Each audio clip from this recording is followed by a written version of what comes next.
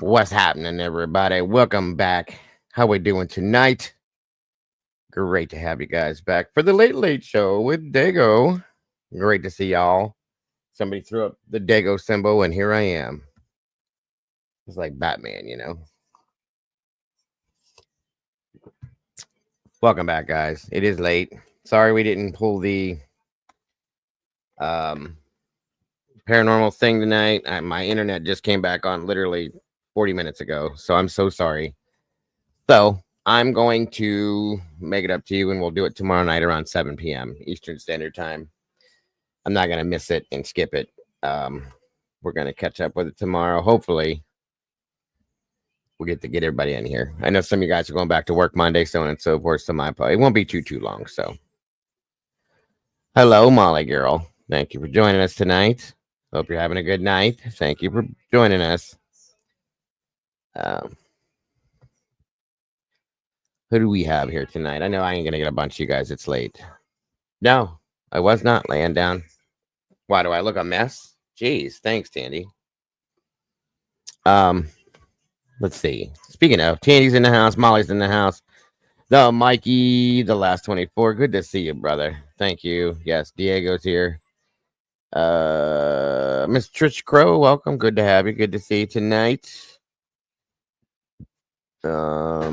Please, guys, hit the like, subscribe, share it out. Hit the notification bell. Miss Jody Walters, Bobby, old dude in the house. Good to see you, brother. Thank you for joining us. Please share this out. Hit that like button and welcome to the Late Late Show with me, Dago. Come on in, y'all.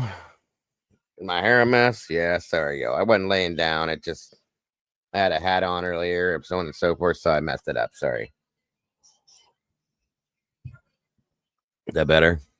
Are we good? Is that better? Do I look better? Am I presentable now? Welcome back. Good to see y'all tonight. Like I said, guys, I was debating on doing it, but it's kind of late and it's going to take a few hours to do. Plus, I don't know who's in bed already.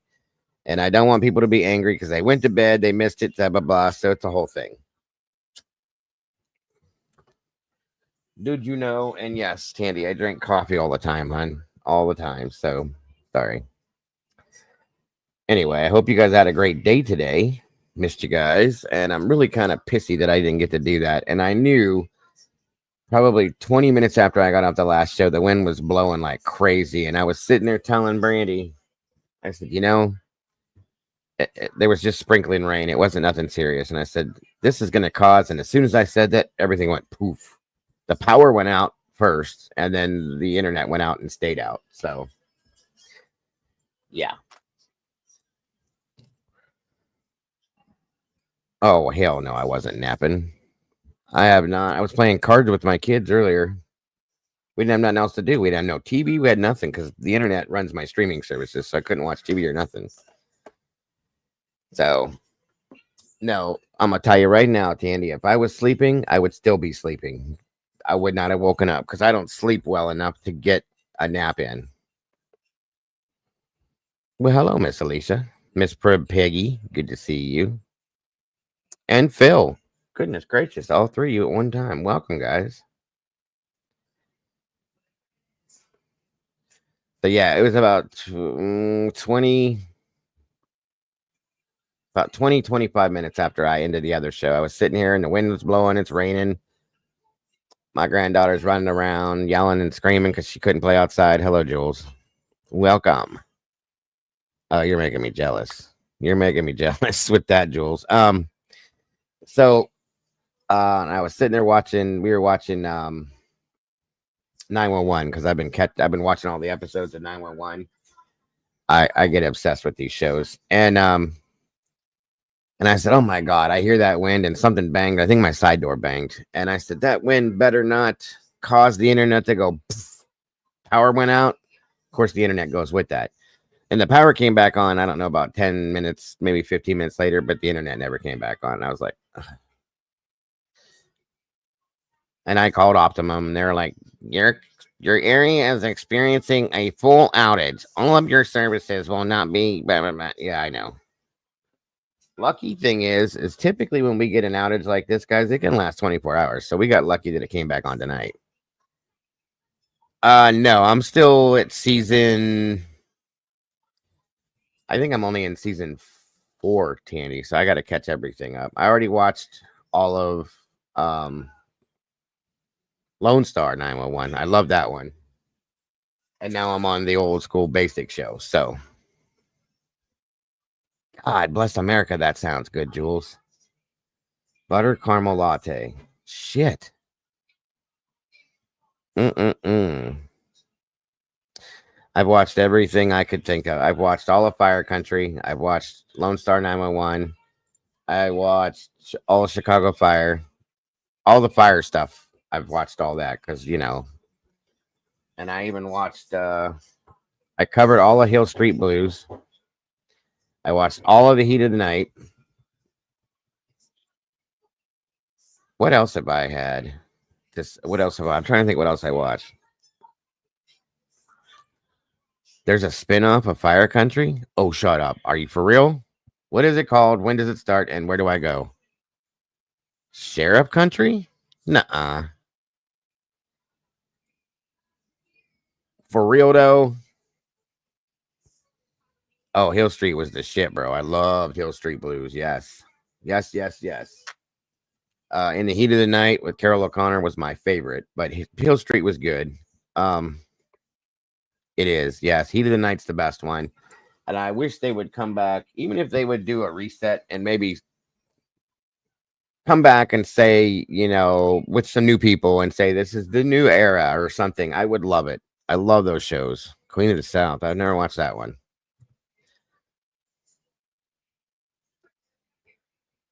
The Dark Wind Show. No, I never heard of that, Alicia. Oh, yeah, I've seen all those too, Bobby. Cold Case. I've watched all of Cold Case, every bit of it. I've watched every episode of Unsolved Mysteries you could think of. The old shit all the way up to the new stuff. And I don't like the way the new stuff is done anyway, but I don't watch NYPD Blue. The Commish, no. Matlock I have seen, and I've seen all of Murder, She Wrote, yes. Dark Winds Show. Is that what it's called? The Dark Winds Show? Or is it just called Dark Winds?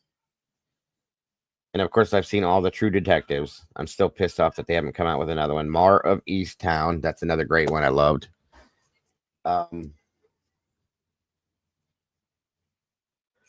Dark Winds. I've never heard of that one, Alicia.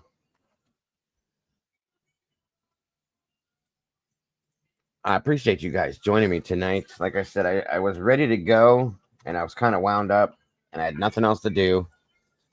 I think Rory did a live stream, so I watched some of that. Oh, wait a minute, Alicia. Uh-oh, we're going to watch a trailer, folks. You're going to help me decide if I'm going to like this. Let's see what we got here. This is a trailer for this series. And if I like this, don't think I won't go turn this on and start it tonight. Bet your ass, Alicia. Let's see what we got.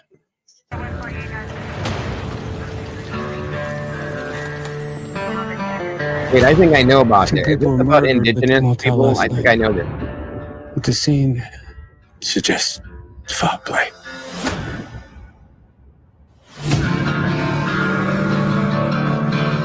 You got a visitor, Lieutenant. I'm your new deputy. You know about this? Looks like you guys could use the help. Nice suit. Thanks. You look like Pat Boone.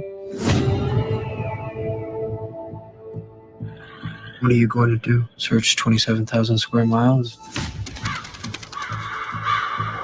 Hello?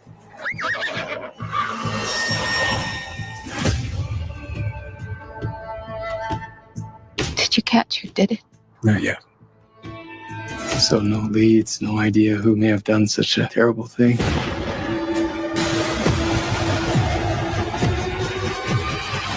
You hear about this armored car robbery? Eyewitnesses place that hijacked chopper headed into Navajo country.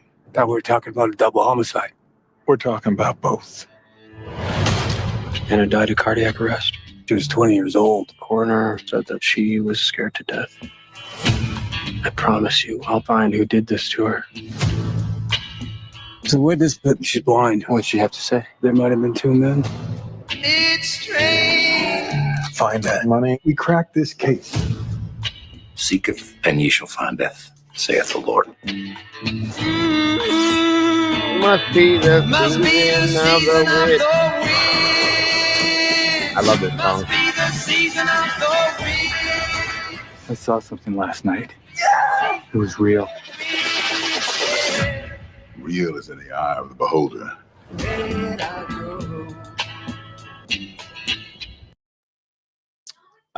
Yup. Oh, I know what I'm doing tonight before I fall asleep. Hell yeah. Thank you, Miss Alicia. I love that song too, so. Yep. Well, there's my new one, Dark Winds. My wife's gonna love this too. Thank you, Miss Alicia. Bam. There we go. Yep. I love them kind of shows. That reminds me of the last season of True Detective, with Jodie Foster in it. That one was the best season ever. I can't even type on it. Mikey, are you fried tonight? What's up?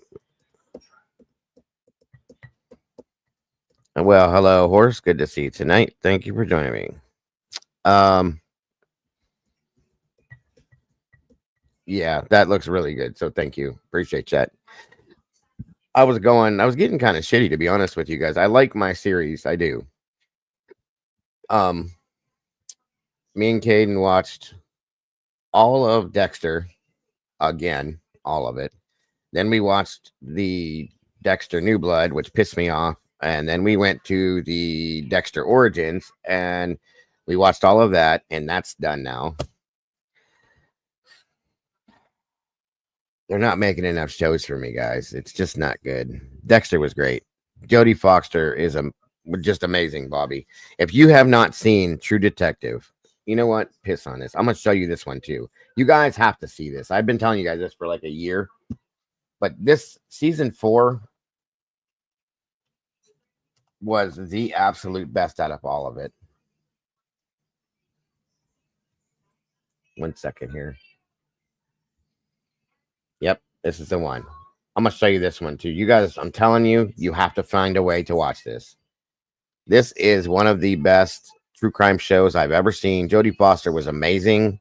This is all about Indigenous women in Alaska, and it was absolutely amazing. If you haven't seen this, holy shit.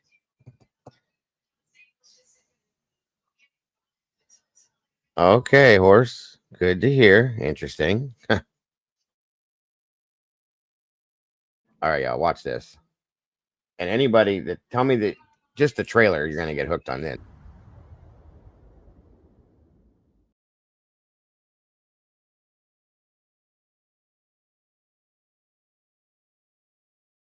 I'm telling you, I might go back and watch it again just because it was that good.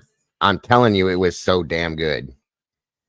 Night Country. It's the 4th season for True Detective. I'm telling you guys, it's absolutely amazing. Trish, I know you would love it. If you can pull it up on, you don't have to have HBO. If you have a Fire Stick or any kind of a streaming app, you should be able to find it, Cassie. That's how I got it, and it was amazing. I'm telling you, it's probably one of the best series I've ever seen in my life. Candy girl, good to see you tonight, dear. You got to, seriously. That one was great. Here, I'll show you another one real quick too. This one was really good too.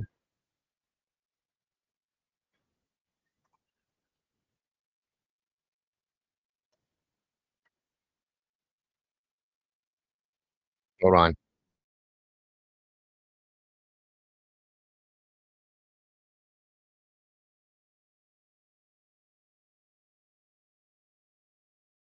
I know these pop up on like HBO or Max or whatever, but if you have any kind of a streaming service, you can pull all of these up. You've never played Red Dead before, Cassie? If you can unlock all the other stuff, it's a blast. Well, I'm actually thinking about doing that, Candy. Seriously. Yes, Trish, that was True Detective. Now, this next one I'm gonna show you is called Mare of Easttown. If you haven't seen this, you're missing out. This is badass too. And it's got Kate Winslet in it. I kind of gained a bit of a crush on her after watching this. And she's about as plain as you can be in this show, folks. I'm telling you, it's weird to me. I want to thank everyone for joining us to celebrate the proudest moment in Easttown sports history. And finally, Miss Lady Hawk herself, Mayor Sheehan!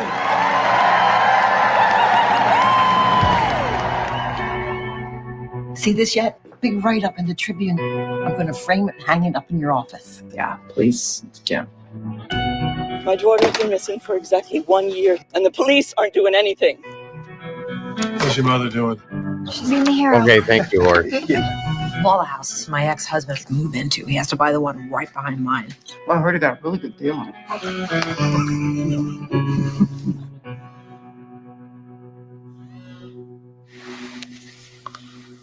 Hey.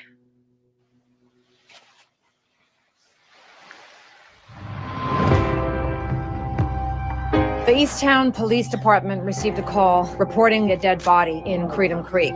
We've decided to bring in a county detective to assist with the case. How do you like working with my mom so far? We're just getting started out. Any tips? Lower your expectations. Should we do this outside? No. All right, let's go. I'm gonna tell you too. Evan Peters played an amazing part in this too. Nothing like I expected. Hey, whoa. Mary, What's happening? She knows what's happening, Tony. Okay? She knows. All right, let's go. Are you friends with these people? Yeah. Why do they call you Lady Hawk? I made a shot in a basketball game. Must have been some shot. Around here, yeah. The terrible events of this past year have ravaged this community. Yeah? Who did this? You got the son of a bitch. Yeah, I'm a big fan of his. Because if you don't, I'll kill him myself. I can feel it. This expectation from people to be something I don't think I'm good enough to be. Hey! They think you're a hero. I feel I'm a fool. There are a lot of things I don't like, but you're not a fool. It might be a good thing to step away. I know what you've been through, and I know you're worth saving. Recommit yourself. I'm gonna find out everything. Everything.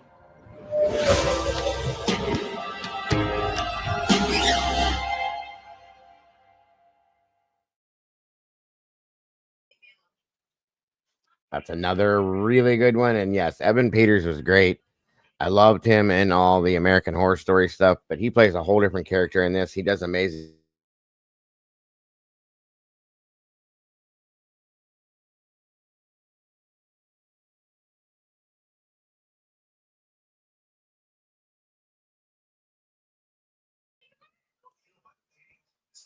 Sorry, y'all. That was my whole 11:22 thing. Sorry about that. But anyway, Kate Winslet did she played an amazing part in this. Okay, she really did, and it just there was something about her character. I ended up with a little crush on her after that. It was crazy. How you doing, Dago? I'm doing good. How are you? I'm good. How are you? This is my twin brother, Dago. No, we're here, guys. I just did the whole 11:22 thing. I'm back. Sorry. But yeah, the show that was a really, really, really good. And it's really down to earth. It's about yes, he did Dahmer too, and he did great with it. Great job, Sassy. He did. So check these shows out, you guys, if you can. The first season, by the way, of True Detective has got McConaughey in it. It's and then there's another one that has I think McConaughey and Woody Harrelson are in season 1. Really good. But this last show, just great. Great stuff. Mare of Easttown. You got to check it out. Okay, Sassy. Sorry. Yeah, he did really good with Dahmer. He did great in American Horror Story. He's a really good actor, period. So, what are we going to talk about, guys? What do you want to talk about? What's going on? What's good? What's bad? What's new? What's old?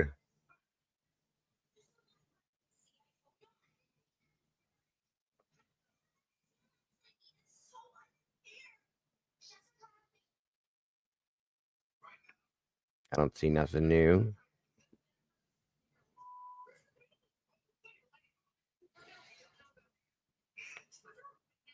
Hey, Sassy. I did. We watched some of that stuff this morning on the morning show, Sassy. It was pretty wild. Bad. I'm glad you're here. That means you're okay. So that's good. Yeah. Arnold got hit bad.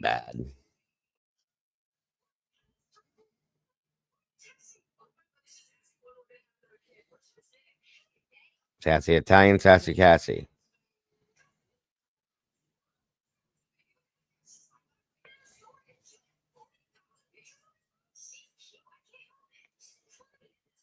I don't know if I'm gonna do phone calls tonight.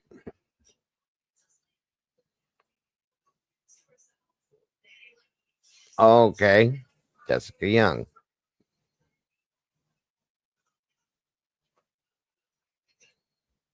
Hold on a minute.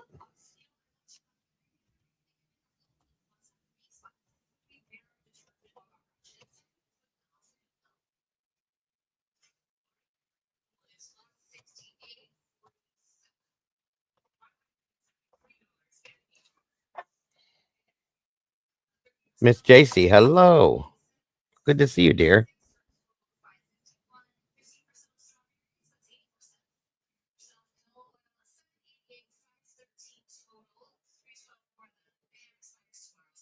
I don't know if you guys saw this yet. Has anybody seen the new interview with Steve Gonsalves yet? Water conservation. Probably not, bud.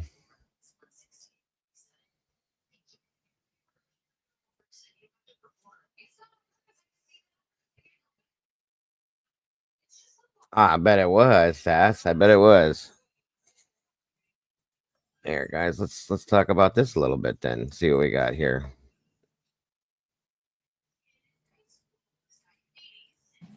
My wife has said from we didn't hear a word, and my wife has said from the very beginning when the hopefully the 911 never came out, and if it did come out, at least she would have be some prepared. She has a counselor, she has people she could talk to. There's certain things that coping mechanisms. So we'd like for the advocate or somebody to kind of let us know what's going on, rather than nothing personal, but having the media tell you is probably not the same as having somebody that welcome, Michelle. That you've learned to have a relationship and you trust and you've worked with. So yeah, we're finding out just like everyone else. So welcome, Leslie. It's a bit rough. Yeah, I'm so sorry. Awesome. I remember that you had a meeting with them months ago, and I thought they were going to sort of. Yeah, please do that, guys. My wife's entire family is in Alabama right now, and they're going through hell right now. The entire state of Alabama is under a tornado warning. The whole state, and it's bad. And I'm talking EF5 level type shit. It's bad. Please keep the whole state of Alabama in your prayers, folks. It is a bad night for them there. My wife is petrified. She's freaking out. She has been all night long because she's not talking to them. They're having a bad night down there. So please, if you would, keep them all in your thoughts and prayers, at least through tomorrow. And my wife is horrified right now because she can't get in touch with any of them. And I told her it's probably just because the signals are all down because of what's going on. So please, like Bobby said, please keep everybody in your prayers. It's bad down there right now. Thank you, Bobby, for bringing that up. I appreciate that, my friend. Good gracious almighty, it's Dagburn, Johnny Gobble's dead floozy mother. Welcome, ma'am. Thank you for allowing me to say that again tonight. Michelle, butterfly kisses, Leslie and Billy, all you guys. Thank you for joining us tonight, guys. I've been doing that, Leslie. I've been trying to. She's been crying on and off because she can't get a hold of any of them. Her whole family, except for her mother, is down there, and she's been petrified since yesterday. Her uncle called yesterday and said it's going to be a bad day tomorrow. and they all evacuated. They live on top of a mountain in Hayden, Alabama. They're on top of the mountain.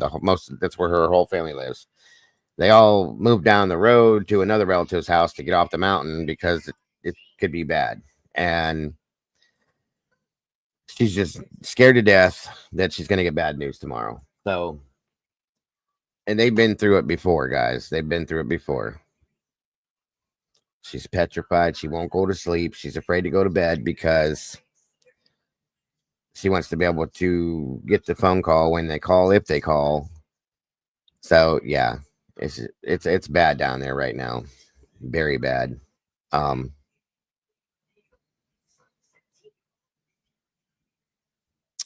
Yeah. So thanks, Bobby, for bringing that up, brother. I appreciate that, sir. And I appreciate your guys' prayers. I really do. To give you guys a heads up when things were going to be released publicly, and I guess that didn't happen in this case, which is unfortunate.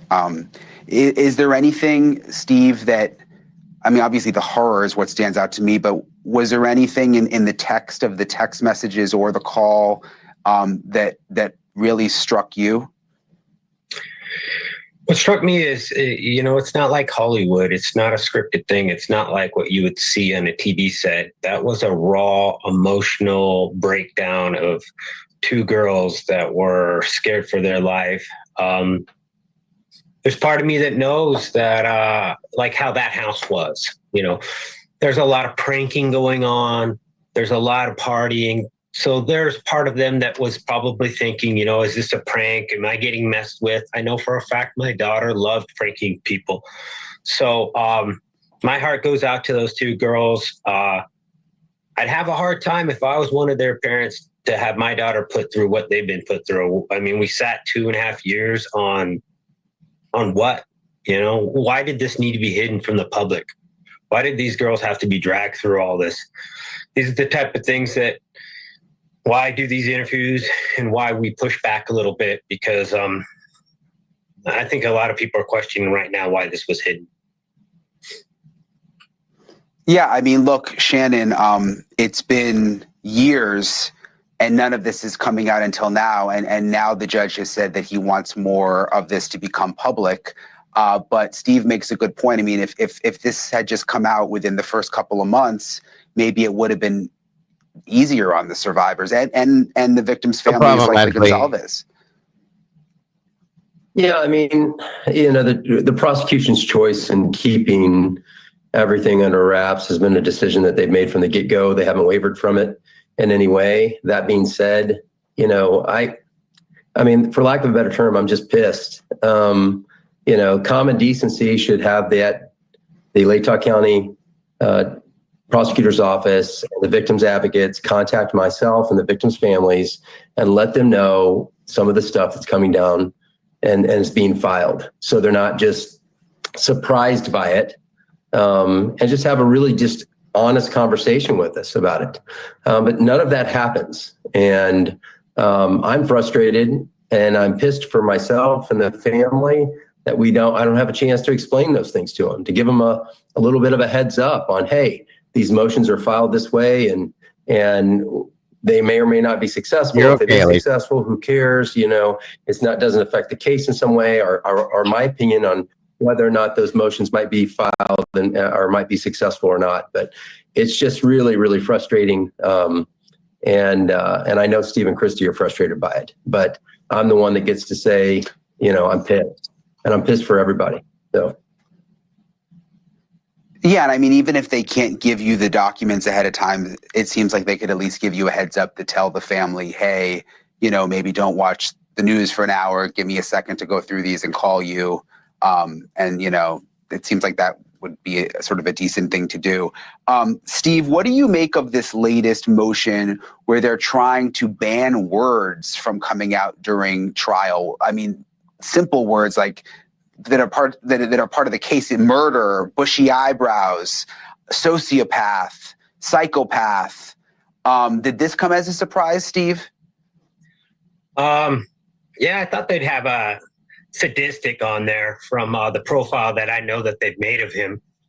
Some of the websites that he's been to, That was a one that rated really high with him. So I'm a little surprised they didn't put that word on there. But when you're super desperate, you really have nothing. You know, you attack words and simple things like that. I mean, they're really done. I mean, their client has left so much evidence that they've got to attack words. So I guess it's a sign. It's a sign of what's to come, and hopefully the state the prosecution strong enough to see this all the way through and not give in to the desperation that's about to come and the plea deals that they're going to try to negotiate for. Thanks for watching. Go to. Wow. Okay. I don't, no disrespect to him, because I know what he's been through, but I don't see any plea deals being put out for anybody, in my opinion.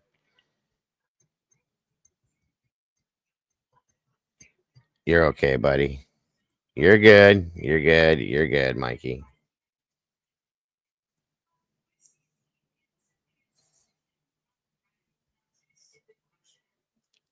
Mikey don't like it. I don't know, you guys. I don't know. I don't know. I don't know. I don't know. Hang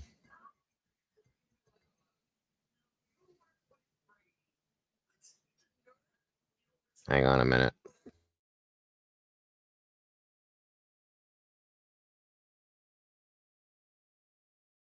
All right. So that first interview was 8 days ago. This is from last night. Okay.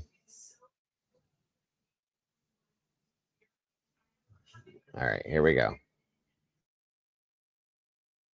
He lost his daughter, Kaylee, that tragic morning. Steve, I know that mercifully that the authorities gave you that tape before the rest of us. You've had some time. But beyond that, I don't know how, after 2.5 years of gag order, this landed with you. I don't know if this was more painful, more elucidating, a bitter pill. Tell me how you're coping with this at this point. I'm a father, so I'm. Hold on. What's up, Jeffrey? Steve G on Hunter. He was literally just responding to what he probably thought was a prank, thinking his friend, his best buddy, had these girls rolling. He's seen the opposite of a prank. Gotcha. Thanks for joining us, Jeff. Hope you're having a good night, buddy. It's not. My emotions are really my children and my wife. So I would say that they feel like they're slowly drowning, and I'm the guy that's trying to help them stay from drowning. And these slow leaks, this torturous process that we're going through, they've done a better job. They've responded to our feedback. We have said, hey, the 911 call is not something that we want to turn on TV and actually see. So they have responded. They have done a better job of, this is a community that doesn't know what murder is. They don't have any clue how to handle, public relations. It just doesn't really exist. So we're getting through it together, and it's hard to say it's getting better, but they are communicating, and we're trying to protect our children and protect all the families and protect the survivors to make sure that we don't have these trolls that are attacking them for no reason. Did you get any clarity? Did you learn anything or any epiphanies when you listened to the call? Yes. I mean, I always wanted it to make more sense. Like any murder, your brain wants to gravitate towards make this make sense.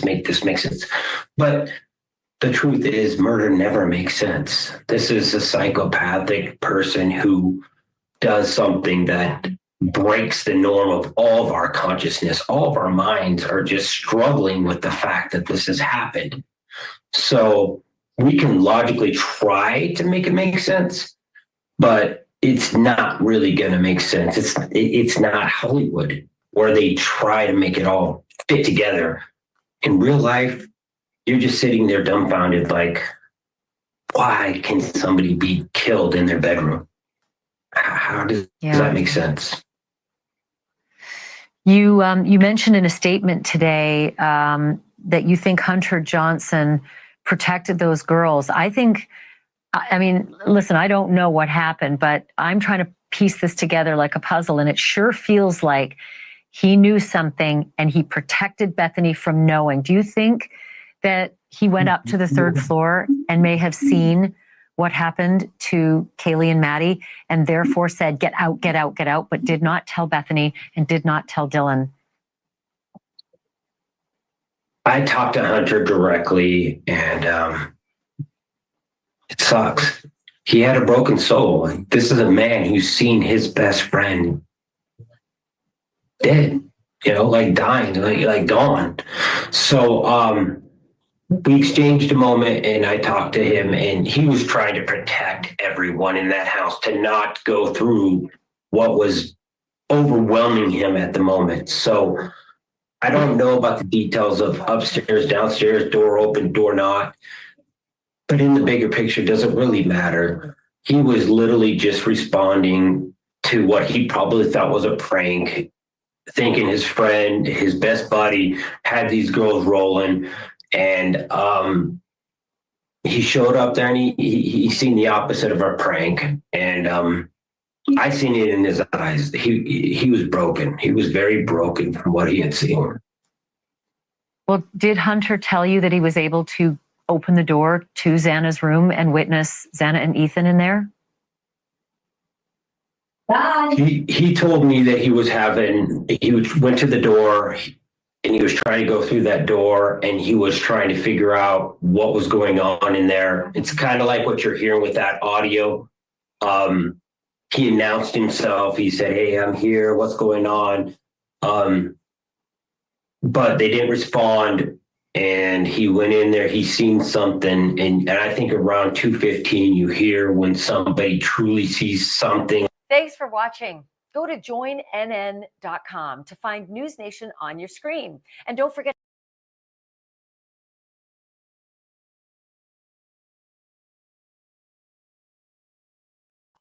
I hate when they cut those off that way. Hold on a minute here.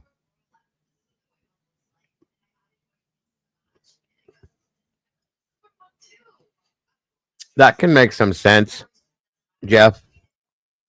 And I can go with that. That maybe he thought this was a prank at first until he walked in and actually saw. Yeah. I can go with that. I'll give him that, okay? But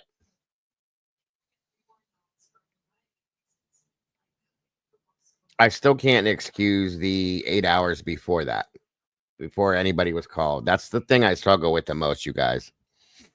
What and why? And there's a lot about this that I struggle with now.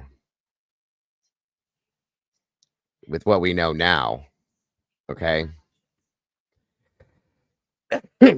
That's the truth. I'll be honest with you. That's what my biggest issue is with this now.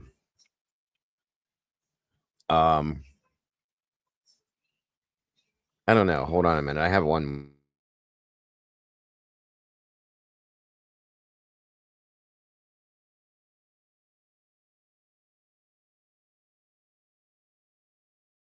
Yeah, I have an interview where Steve reacts to those text messages between the two girls. I get it, Sassy. I get it. It's hard. It's hard to sit down and go, okay, this is what I think at this point. Nothing's wrong. You guys, none of this is wrong, okay? What you guys think or anything. It's not. Maybe Dylan and Bethany thought it was a prank of some sort too. Maybe we inject more fear into their text messages than with their. I don't know, Jeff. It says that's okay. Let's watch this first, and then I'll come back to you. I get what you're saying, and I'm not going to argue and say you're wrong. By no means are you. You know that could be absolutely true. Some of this stuff bothers me though that was said though. I'll say that much. But let's see what he says about these text messages. Idaho, with new evidence being unsealed and released to the public. He's accused of stabbing to death 4 University of Idaho students, this all back in November of 2022. And what we're seeing in these court documents are chilling words from the two surviving roommates the night of the murders. And someone who's been pouring through all of these documents is Court TV legal correspondent Kelly Craft, who joins us now in the studio. Kelly, tell us more about what we are learning in this case. Not at all. Hey there, Julia. So Happy. yes, these just posted to the docket yesterday. So we have been reviewing these really bombshell evidence coming out of this case. For the first time, we are seeing transcripts of these texts that's giving us a true feeling I agree of with the you. horrifying experience that all of those students, those young adults went through that night. This is the night Maddie Mogen, Kaylee Gonzalez, Zana Kernodle, and Ethan Chapin were murdered. The two surviving roommates, Dylan Mortensen and Bethany Funk, started messaging one another about not being able to reach their other roommates, and they start panicking really quickly. You can see the text messages. We've put them there on the screen for you. You can see them. They say, What is it called, Michelle? no one's answering. I'm really confused. What's going on? I'm freaking out. Then 6 hours later, Dylan tries to reach Kaylee and Maddie. So you see some other texts. No one's answering. I'm really confused. What's going on? So this is really our first look at these, Julia, to see what was going on that night. Prosecutors want to use this. They filed a motion in limine in this case to get these messages in so they can establish the timeline as to what exactly was going on inside that residence. It's terrifying to see those words, Kelly. I'm seeing words like ski mask. They saw somebody who had something on where they couldn't see anything but their eyes and mouth. And we know prosecutors are going to want to use those to connect them to Brian Kohberger. Is there anything else that's standing out to you in these court filings? Yes, newly released transcripts. So this is a 911 call made the morning, 7 hours after the murder. Here's a little part of it. It says, one of our roommates who's passed out. So they're thinking that one of the roommates is passed out. She was drunk last night. She's not waking up. Oh, and they saw some man in their house last night. Yeah, so there were a bunch of people that were trying to get on this 911 call to relay to the 911 operator what exactly was taking place. At one point, the 911 operator tells them, just one person, please talk, so I could gather all of this information. But I mean, you can just imagine, of course, the frustration, the weariness as to, wait, what exactly just took place here? Oh, yeah, just imagining these young people, college students, waking up on a weekend morning to this horror and slowly understanding the gravity of what has happened. And Kelly, I know as we're watching this unfold, the victims' families are seeing this come out. Not sure what all they knew before it was released, but what are we hearing from those families? Yeah, and it appears, Julia, they didn't know too much because we've heard some strong words, which is totally understandable in this case. So this is from Kaylee Gonzalez's dad. He spoke to News Nation's Banfield. First, he said none of the family got any heads up about these texts, that they were going to be made public.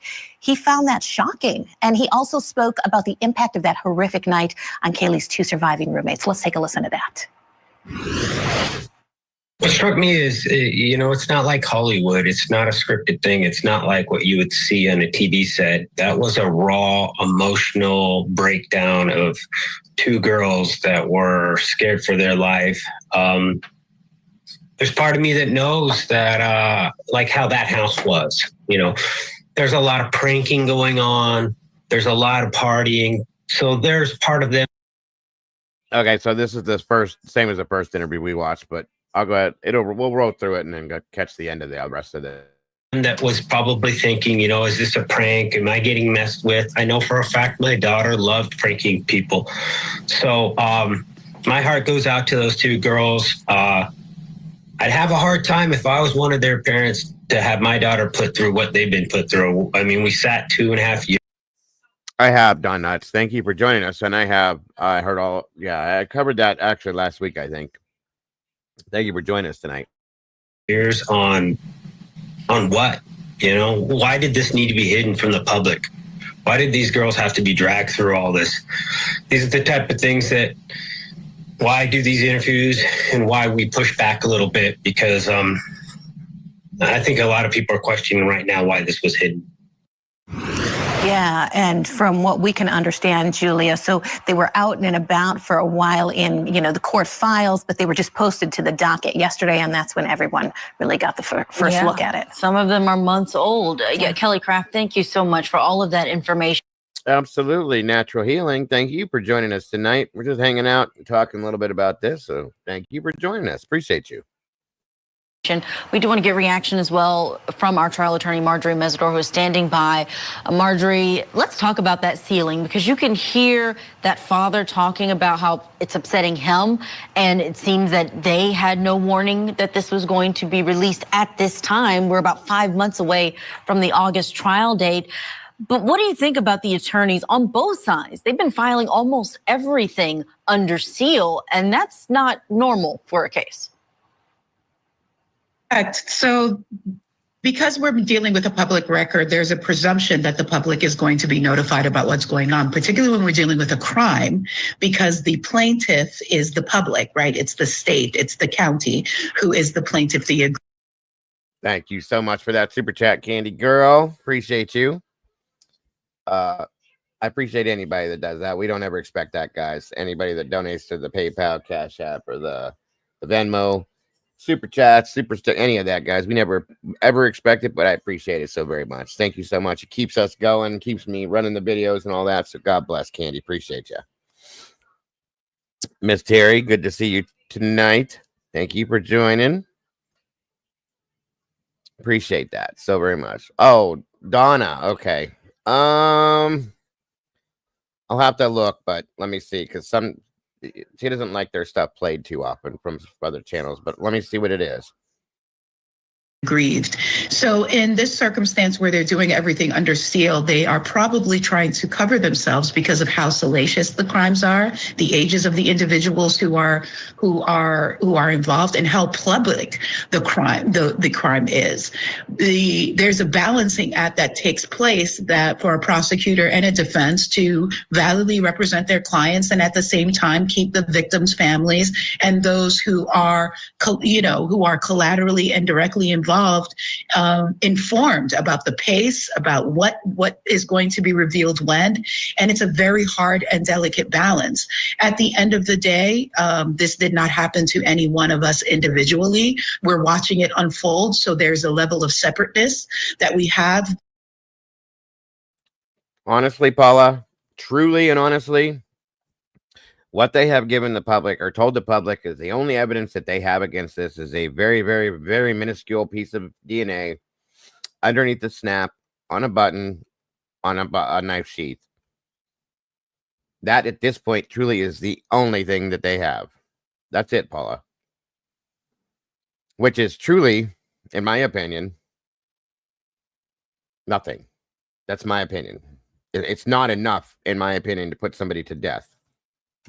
That's my biggest issue right here. This man is on death row, it's facing the death penalty. I'm sorry, he's not on death row. He's facing the death penalty for, it is a horrible crime. Okay. He's facing the death penalty for this. And only because they have a speck of DNA on the inside of snap of a knife sheath. That's it. There is nothing else. And this is what I cannot process, what makes no sense to me. Uh-oh, congratulations, Miss Cassie. Happy Dagoversary on 20 months. You're coming up to it. Hell yeah. And everything else that they've talked about that may be there is way less than circumstantial, in my opinion. So yes, I do agree with that, Sassy. It's so crazy to me, though. I just don't get it. It does feel longer, Cassie. I think it is. Cheers and good morning, Mark and Betty. Thank you for joining us tonight. Appreciate you. That those who are involved do not have. So they're looking at the terror and the text. It's a very different affect for them. What they hear and see is fear, concern, and for them, it would have been more human for them to have a little bit of a heads up that this was going to come out when it did. Absolutely, and our hearts just go out. Let's think of the victims. Of course, it's about the victims, Dawn. It's always been about the victims. It's always going to be about the victims. But listen for a second. And I've said this before. First, let me read this. Let's think of the victims. I'm sure that they have additional evidence that may not have needed to be disclosed. And I don't think they do. Because the evidence that they did put out has been debunked. And I've said this before, if they do, then I will eat every word I've ever said, as in to the fact that I don't believe that they have anything else. I don't know why they would hold on to anything else besides that, but okay. And I will say that, guys, that I've been saying, well, I'm waiting for the trial to see what the prosecution displays, what they show, what they put in front of us to give us that. The victims are the number one, no matter what. Okay. There's just no two ways about that. It's always about them. And I initially was all about them arresting Brian. Okay. And then I read through everything and saw everything. And I have so many doubts right now because there's so many flags that went up. And at this point, I cannot sit here and say I'm comfortable with somebody that's facing the death penalty being arrested and convicted of this, facing the death penalty without having enough proof of that. We've had too many people go to prison and people end up on death row that are not guilty. That's a scary thought. Okay. It is a very scary thought. But I want nothing but absolute justice for those victims. And think about that, though. That's another thing. If, the families, the victims, they deserve absolute justice. But what if this is the wrong person? Is that real justice? Do you just want to put somebody in jail just to give a false sense of justice to the families and the victims? I don't think that's the right way to do it. I just don't. That's all, 100%. That's all I'm saying. It's always about the victims with me and with this community. It really is. But we still have to make sure that it's not the wrong person. That's all I'm saying. If they prove that this is him, then I've said this 2 million times. I will be standing there with a pitchfork and a torch saying, let's do this. Let's hang this man right now. I just want to make sure it's him. Welcome, Angel. That's all I'm saying. No offense to anything, but that's how I feel on that. And I've been on the fence with this the whole time. And you can ask anybody that's been with me long enough. The whole time I've been in the middle with this because I just don't see anything. Period. And that's a good point. The victims nor the victims' family should want the wrong person to be in prison either. And I know because that doesn't give them the real justice. Because at the same time, if that's the wrong person, who did this? And where are they now? That's all I'm saying. Hey, Miss Terry, good to see you. And I'm glad to have you here. I'm glad to hear that. I miss doing these too. I don't get to do it often, but that's my biggest issue with this, guys. It really is. His DNA was on the knife sheath. Until we see more evidence, that's all they got. That's fact. And he should be detained. And I'm not saying that's not true. I agree with you at this point. Besides that, though, they need to show everything other than that little itty bitty piece of DNA to prove that this man murdered those 4 kids. That's all I'm waiting for. And I do agree with you, Don. I do agree with you. Now, if they can't show that, if they can't prove that, then what? We have somebody out here. We have somebody out here that did commit this horrible crime, and they're still out here, and they'll do it again.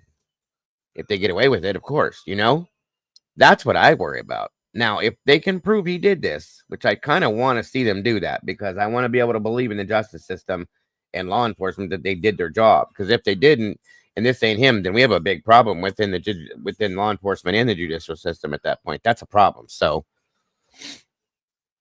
that's what I'm saying. And I'm with Cassie. I think there could have been other people involved, possibly still. I'm not past that yet. Give me 1 second, folks. I'll be right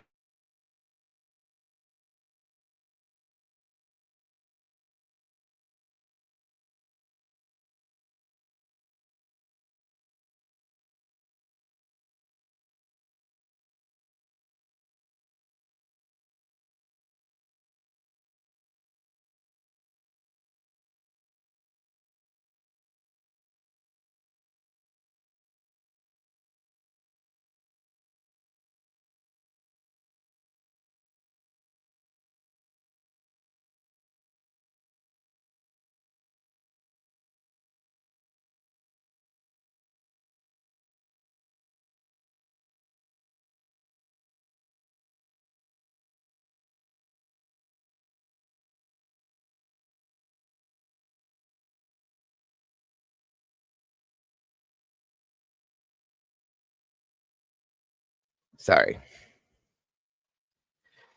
Yeah, if they would have came, like clear, like they did with Stephen Stearns in the Soto case, and had some kind of video or something showing him, we wouldn't be having this conversation right now. Do what you got to do. Let's get this over with. That's where I'd be at with it. Amen, Mikey. Thank you for that. Moonlit, good to see you.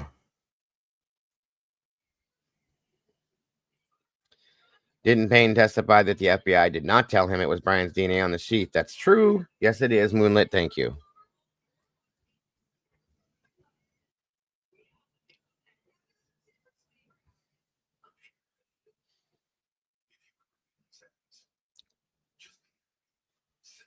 Out to that family. They are getting closer to this trial date, and hopefully that will be a chapter closed for them on this, because it has been just heartbreaking to see the details come out in the way that they have. But we are going to, of course, keep following what we are seeing, what's coming out, and how it could impact the case against Brian Kohberger. Well, the documents is where we're getting the information we're getting now that's telling us this stuff. That's all I'm going by, is what's in the documents now. Hang on.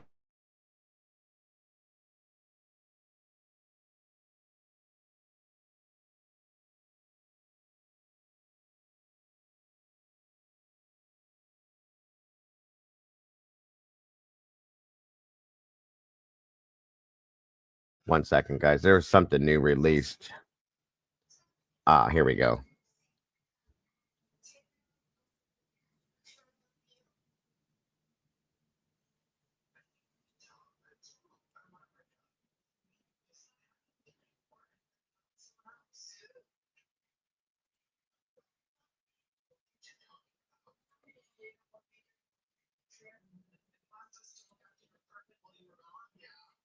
This is something new I wanted to cover with you guys too.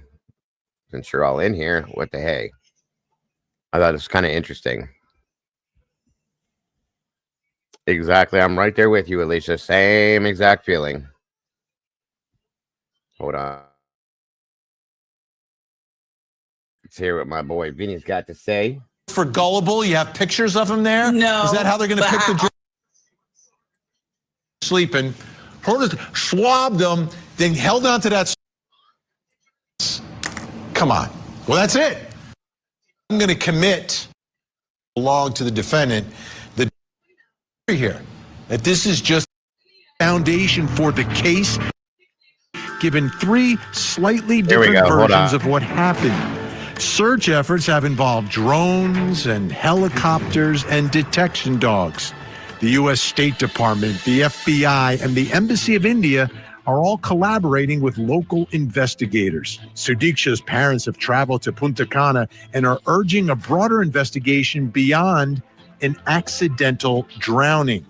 Tonight, we have all the latest in this investigation. But first, it was a single mistake, a crucial clue.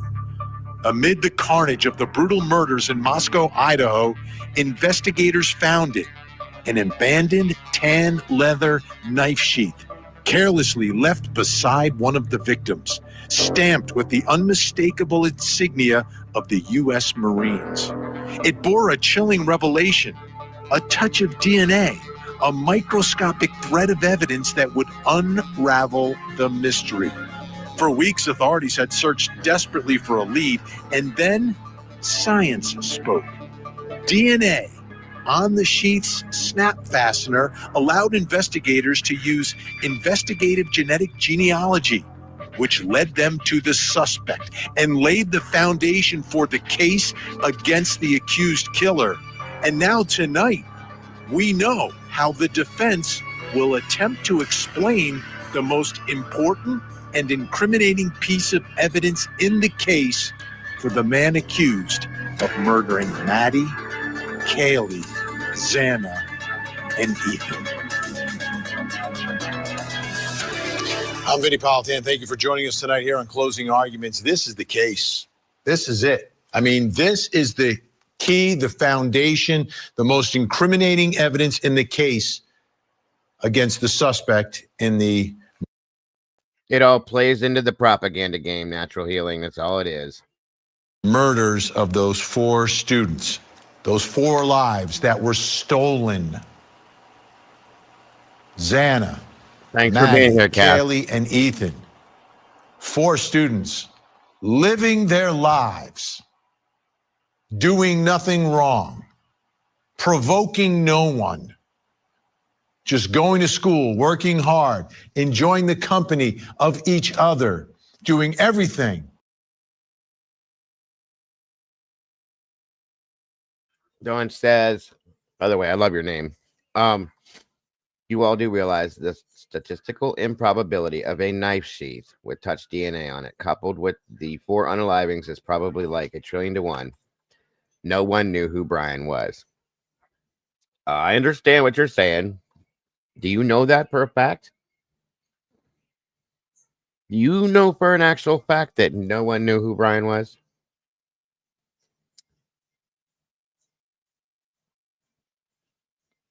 I thought about this because Brian was a criminology student.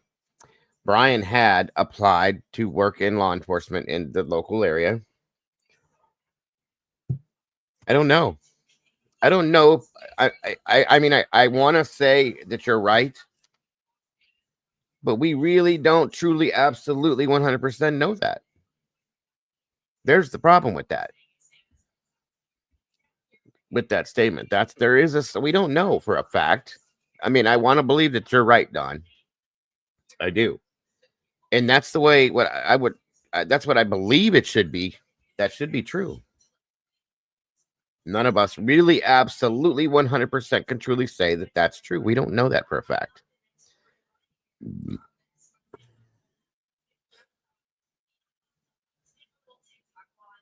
Okay, Michelle, no problem. We'll see what we can figure out. That we want our kids to do when they go off to college and grow into young adults. That's exactly what they were doing. Nothing wrong. This is a case where there's no... The FBI called Moscow and gave it was a tip via the phone, and it was a name. That's all it was. That was the tip right there.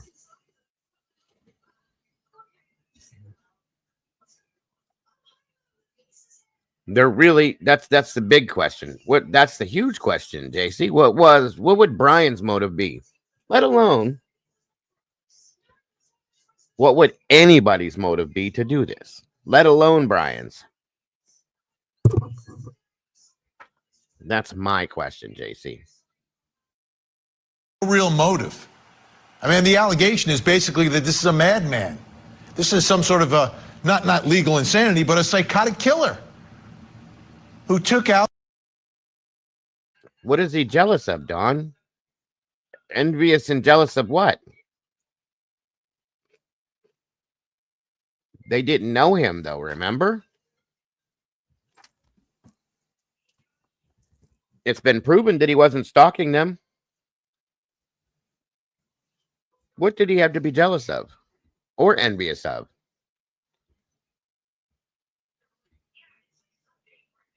That I don't understand, Don. I don't understand that. Out these young people for no reason, just for the thrill of the kill.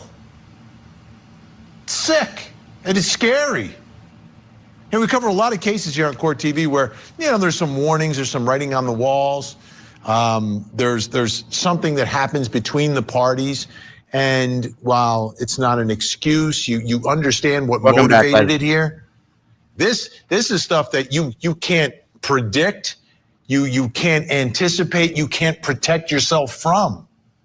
Agreed, Mike. If you believe the prosecution's theory here, that this is just a psychotic madman who wanted to see what it felt like to take the lives of 4 human beings. And then to see if he could get away with it. Now, in this case, there's no murder weapon. Murder weapon has not been found. And that, every prosecution, there's no such thing as the perfect case. We have some really strong cases with videos, eyewitnesses, maybe some form of a... You want to know something else, you guys? Think about this for a minute, too. We don't know either for a fact that that is the murder weapon. I've never seen it. Have any of you guys ever seen this? In this case, all you've seen is a knife sheath that would hold a K-bar. That's all we've ever seen. The knife sheath is not the weapon.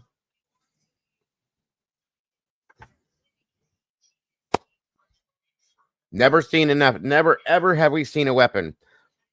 It's assumed that the weapon is a K-bar because there is supposedly a knife sheath that would hold a K-bar.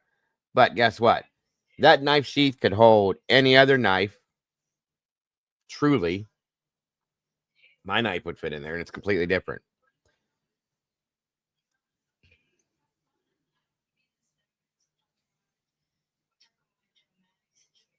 Right, Mike.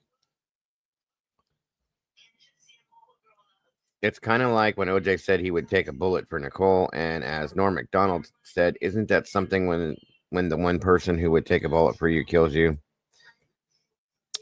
I don't know if I believe that, Don. No offense to you, and I respect your feelings, but I just don't.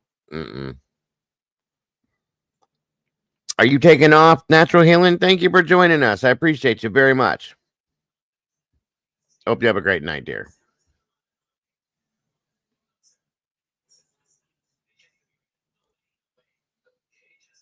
It doesn't. That's the thing.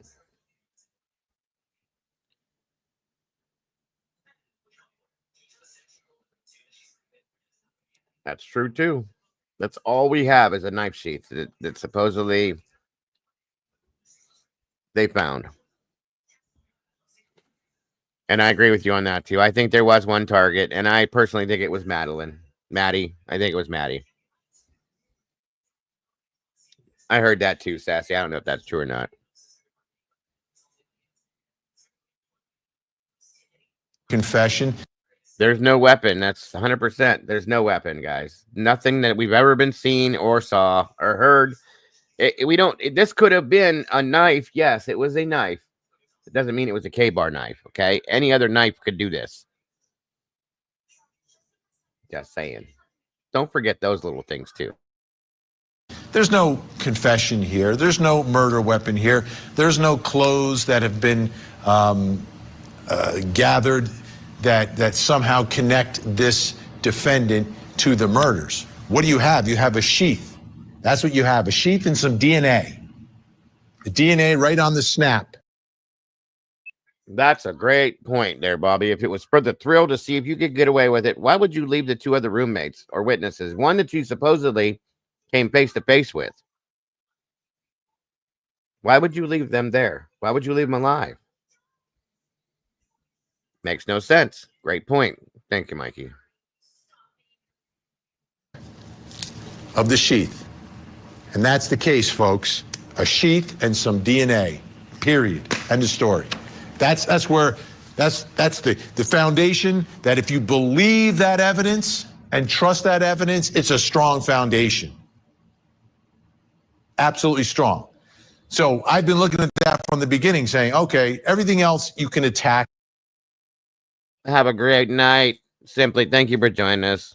Hope to see you again soon. Bye-bye. You can attack this. You don't have this. You don't have that. Cell phone this, cell phone that. White Elantra. Yeah, there's other white Elantras. But according to investigators, it's his DNA right here. And this was found right beneath Maddie and the comforter, one of the victims. So what is the defense going to do here? I think we've got a much, much better idea now exactly how they're going to attempt to explain this extremely incriminating evidence. Let's begin by listening to Jeff Nye, Deputy Attorney General, speaking in court. Welcome back, Wisdom. He's been a little bit wishy-washy on the DNA on the knife sheath itself. You don't get to claim Fourth Amendment standing and then just say, well. That's what the big problem is right now, that there is more DNA that has been unexplained and unclaimed on the sheath now. That's presenting another big problem with this, and that's very true. Thank you, Alicia, JC. Well, that may be my DNA, but I have no idea how it got there. We have a defendant who is trying to get the best of both worlds. He's trying to say, well, it's not my DNA and the state can't prove that, but he's also trying to say that he has Fourth Amendment standing. And that is not how the Fourth Amendment works. Right. And it's interesting, the argument there, right? The defendant's trying to say, well, you had no right to gather my evidence here and to find out that my DNA was here, but then on the other side of the mouth saying it's not my DNA. Well, now we have a much clearer idea. Prosecution filed a motion, and in the motion, they reference how the defense is going to attack this, as I said, extremely incriminating and crucial evidence. Instead of challenging the conclusion that the DNA on the knife sheath belonged to the defendant, the defense's expert disclosures reveal that the defense plans to argue the DNA on the knife sheath does not prove the defendant was ever at the crime scene, and the knife sheath itself could have been planted by the real perpetrator. Let that sink in, okay? The knife sheath itself could have been planted by the real perpetrator. What does that sound like?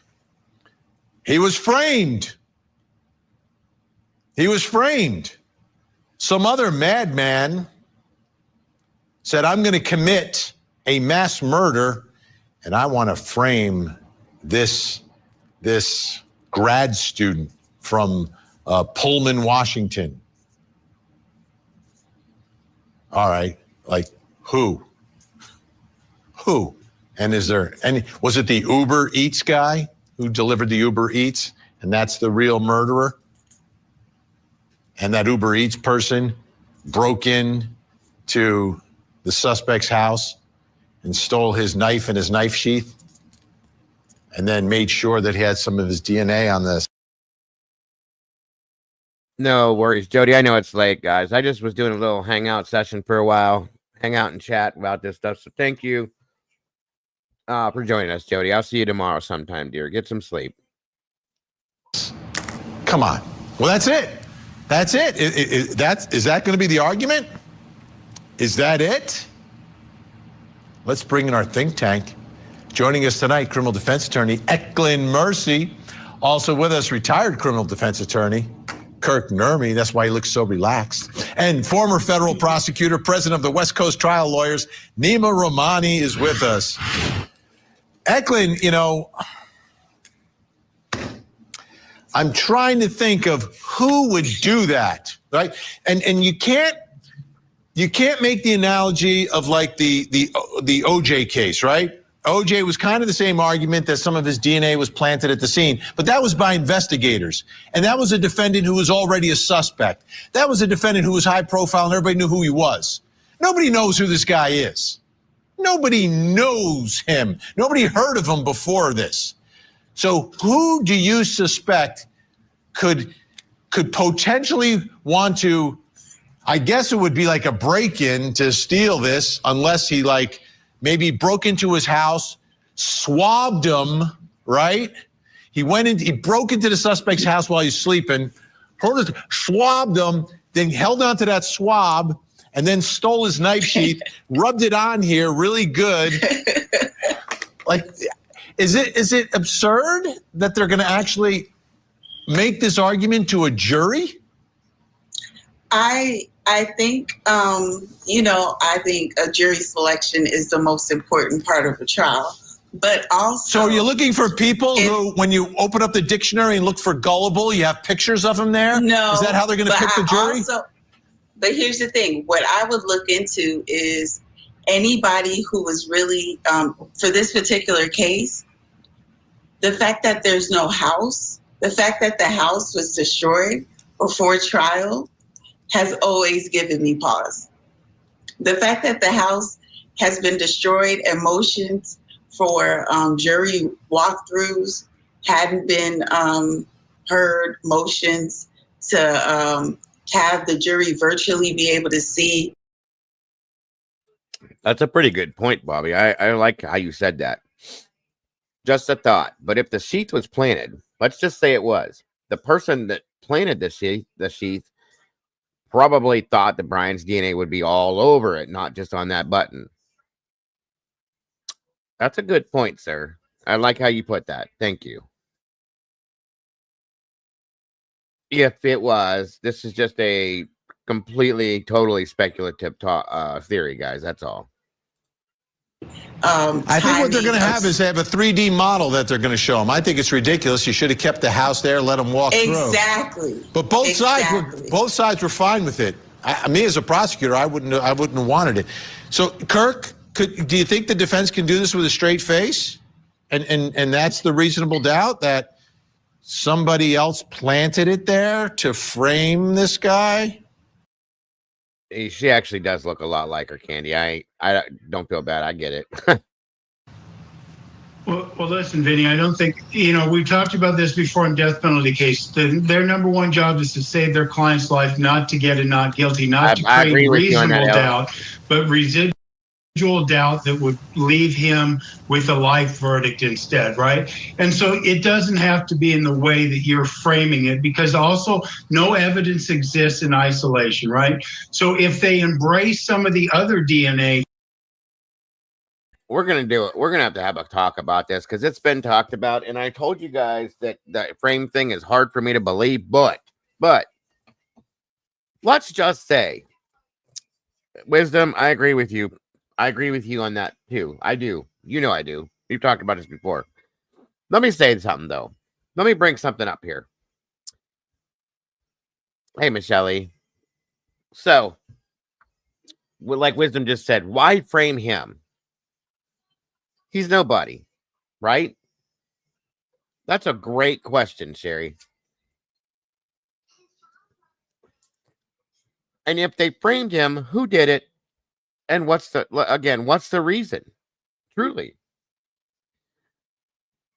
This is something I want to talk about for a minute, because it doesn't make any sense to frame this guy from Pennsylvania that came here to take criminology classes at Pullman University, okay? Think about it. It doesn't make any sense. This guy comes out of nowhere, and all of a sudden we have him. We're going to frame him for killing these kids. Nobody really knows him. So why and how? It's very hard to understand or to even believe at that point. Yes, absolutely, Don Nuts. Appreciate it.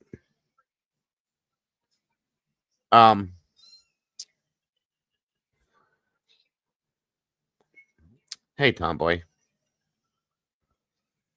And that's what I'm saying. That's a huge question. Why frame Brian Koberger? We may do a show on that. Because I can't think of a reason. How did anybody know who Brian was? He wasn't from that area. He wasn't a student at Idaho. He was a student teacher at Pullman. So how would they know who he was? The only thing I can come up with this, guys, I thought about this for 2.5 years.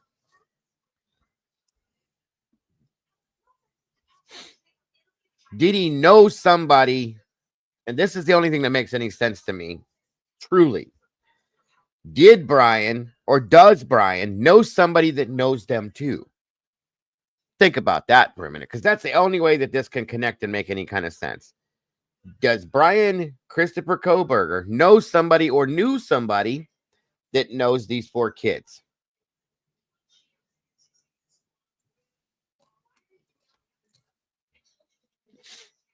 Or knows this situation? That is the only thing that would make any kind of sense to me, okay? And yes, I'm still on the fence too, Alicia, but I'm just bringing this out as a conversation piece because it's been brought up. I'm not comfortable with the frame word either, but there's one thing that I will bring back to your attention, guys. You do remember the case we looked at a couple years back when this was being referred to, of the guy, the ambulance driver that took the guy to the hospital, that blah, blah, blah. Oh, I'm sorry. Sorry, Alicia. But that whole story about the guy that went in the ambulance, blah, blah, blah. The ambulance driver was with them, you know, the paramedic or whatever it was, so on and so forth. And all that come back, and it was blamed on the wrong person, but it was because of this other situation. You guys remember that story? I can't think of it word for word. I'd have to find it for you again.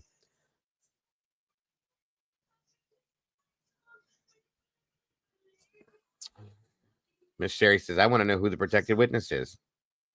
I think we all do, Sherry, truly. But if you guys remember that story, I can't remember.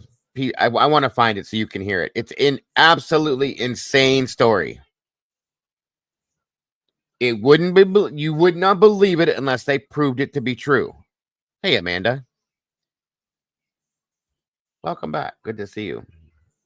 You wouldn't believe it unless they proved it. And that story is something that when I heard it, I went, shut up. That's nah. You know what I mean? It's like that.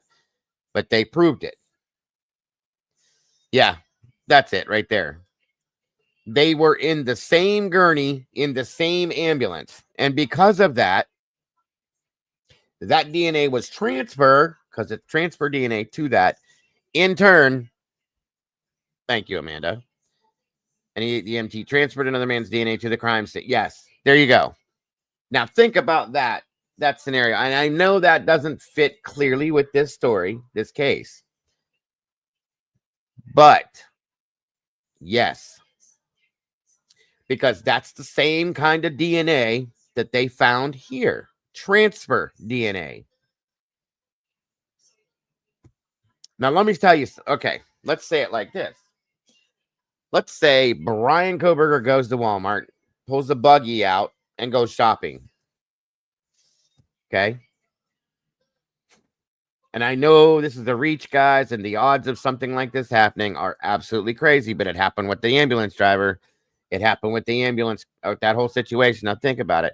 Brian goes to Walmart, pulls the buggy, goes shopping. Does his shopping, leaves, goes home, pushes the buggy back in. John Doe comes and pulls in right after, buggy cart, whatever you guys call it. Don't make fun of me. John Doe shows up and grabs the same cart that Brian grabs, okay, and goes shopping at Walmart too. Goes, buys whatever he's going to buy, leaves, goes and commits a crime with a gun. Okay.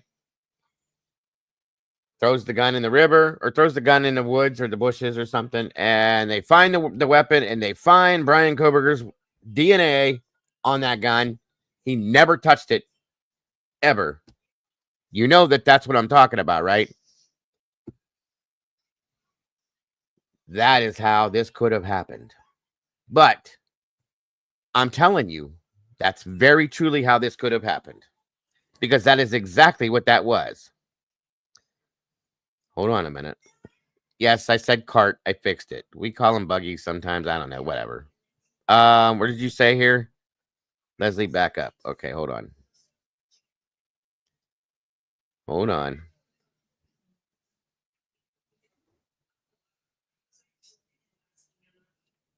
Where's it at, Leslie? I don't see it. Are you way back here?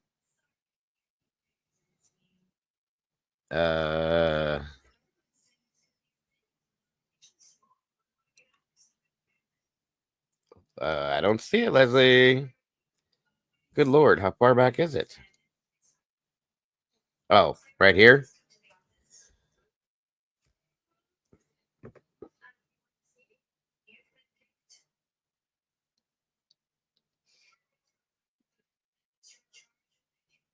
I mean, okay, yeah. If that's your comment you're talking about, yes, it is that possible, but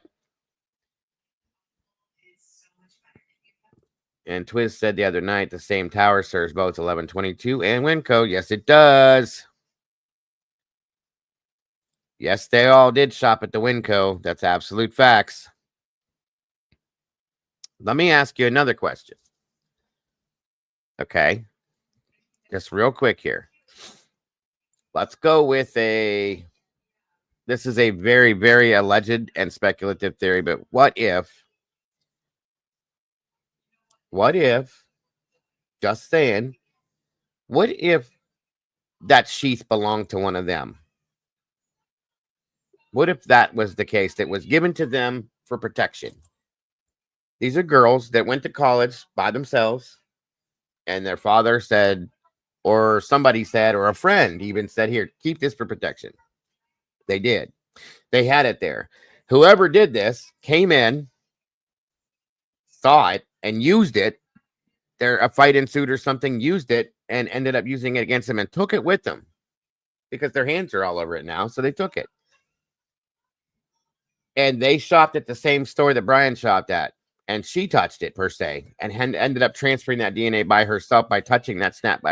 Think about that scenario for a minute and tell me that that's not possible, because it absolutely is possible, you guys. These are things that I've been thinking about lately as to how this could happen if Brian wasn't involved.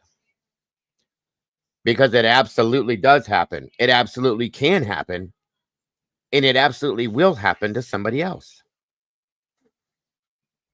Think about that.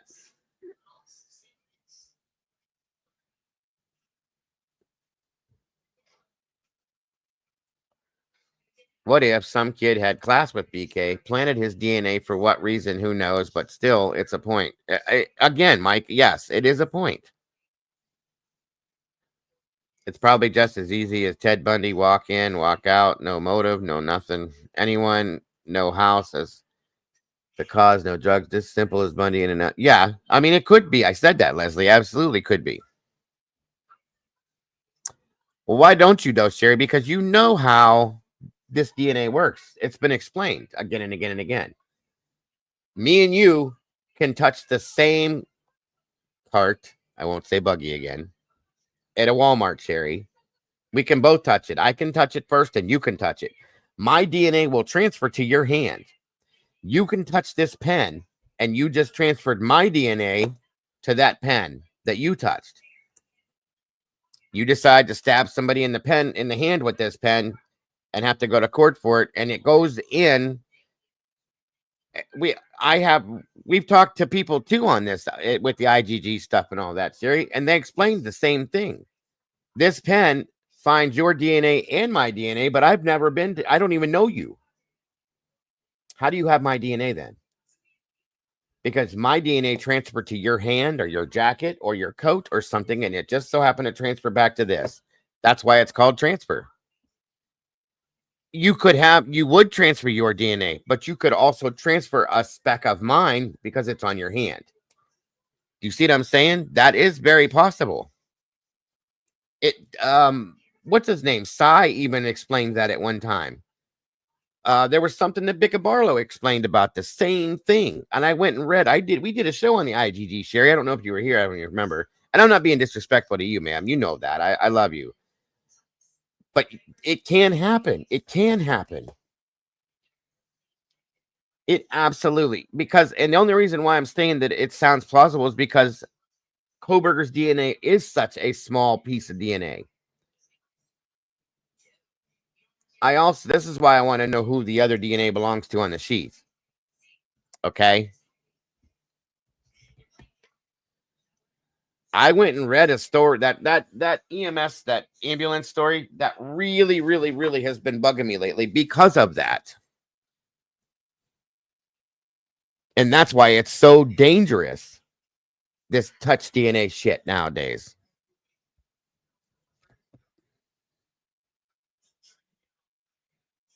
I'm just saying, this is a possibility. I'm not saying it's what happened. I'm not saying that's what happened. By no means, don't take it that way. Please don't take it that way. It's just I'm saying that is something that is possible. The button snap of the sheep. I'm sorry. That's what I meant to say. I'm sorry. Did I misspeak on that or something? If I did, my apologies. I didn't mean to do that. The snap of the sheep of the button. Yeah.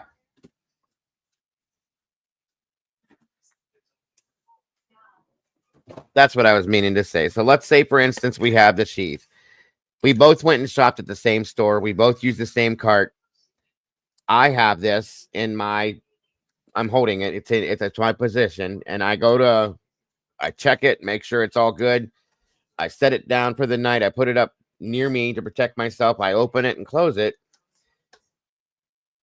The chances are very, very, very wide and far, but I just accidentally transferred a tiny little piece of somebody that grocery shopped with my same cart onto this. That snap. That's all I'm saying. That's all I'm saying. Okay? Don't be rude to anybody in here. I'm not saying anybody is. Just let's not be rude to anybody, please. And that's which remember doesn't last on copper for more than 72 hours max. Right. Right. So it had to have been within that realm of time. I don't know that the inside of that button is brass, but it should be because it's a whole solid piece, I would think, right? But yeah.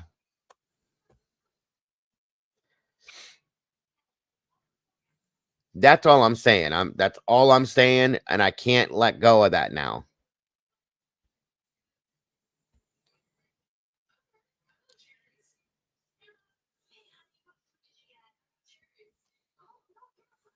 It was coated brass. It wasn't coated brass? No. Okay. Hey, Claire Bear. Good to see you. Maybe BK came into contact with an LE officer or medic at the traffic accident outside his apartment that night, and it was transferred. Well, see, I mean, there's another possibility too, but that's a little less plausible to me, Claire, but still plausible. It's more likely because technology is good nowadays that we can pick up small particles such as, yeah. That's why this transfer DNA shit is such a big, it's such a scary thing, in my opinion. It's 4 to 6 hours on uncoated brass. Okay.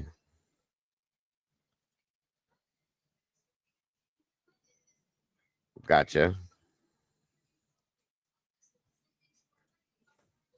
Because he had allegedly touched it within the time frame, the snap being touched. Okay. Yeah. And again, every bit of what I just said is 100% absolutely alleged, pure speculative theory, just to try to make something more, another side to this understood. That's all I'm saying. To look at it from a different way. Because honestly, guys, the odds of this, I truly expected to be presented with way more evidence at this point that Brian was there. And everything that we have seen and heard has been thrown out, basically. And it bugs the shit out of me, okay? Oh, wow. I just realized that my knife, see, that one is not brass. That's silver or stainless or something. I thought it was brass, too. So I got ripped off. This isn't brass. Now, the hilt on the knife is brass, but anyway. In my opinion, there would be so many maybes if there wasn't so much shade put into this case from day one. Oh, absolutely, Mike. Absolutely. Well, and that's a lot of it. Yeah, I know some of it is still sealed, and maybe we're going to see it. Maybe we're not. But I think that Hitler, like was said in that one interview, I think Hitler's just tired of this shit and wants all this unsealed at this point, most of it. Period. You know what I mean? I think, and that may happen before the trial even hits. So, and believe me, Wisdom, I'm not arguing with you, hon. I see it both sides. It's just with lately, everything that's happening is going against the fact that Brian is the one that did. You know what I mean? I was really trying to lean towards him being guilty on this. I was. And the more I see, the harder it is. That's all I'm saying. All right, let me finish this up real quick for you guys here. Sorry. Found right in the glove, in the stairwell, in underneath the victim's fingernails, and say none of that's related to Mr. Kohlberger, but this piece of evidence is. Now, will that create reasonable doubt? No, but when you talk about sitting there and saying condemning someone to the firing squad, is someone going to feel comfortable doing that, knowing that the only DNA of Mr. Kohlberger is found on the scene? That I won't believe, Leslie. I just won't. I don't believe that 4 to 5 law enforcement agencies are involved in a frame job against one person. I can't.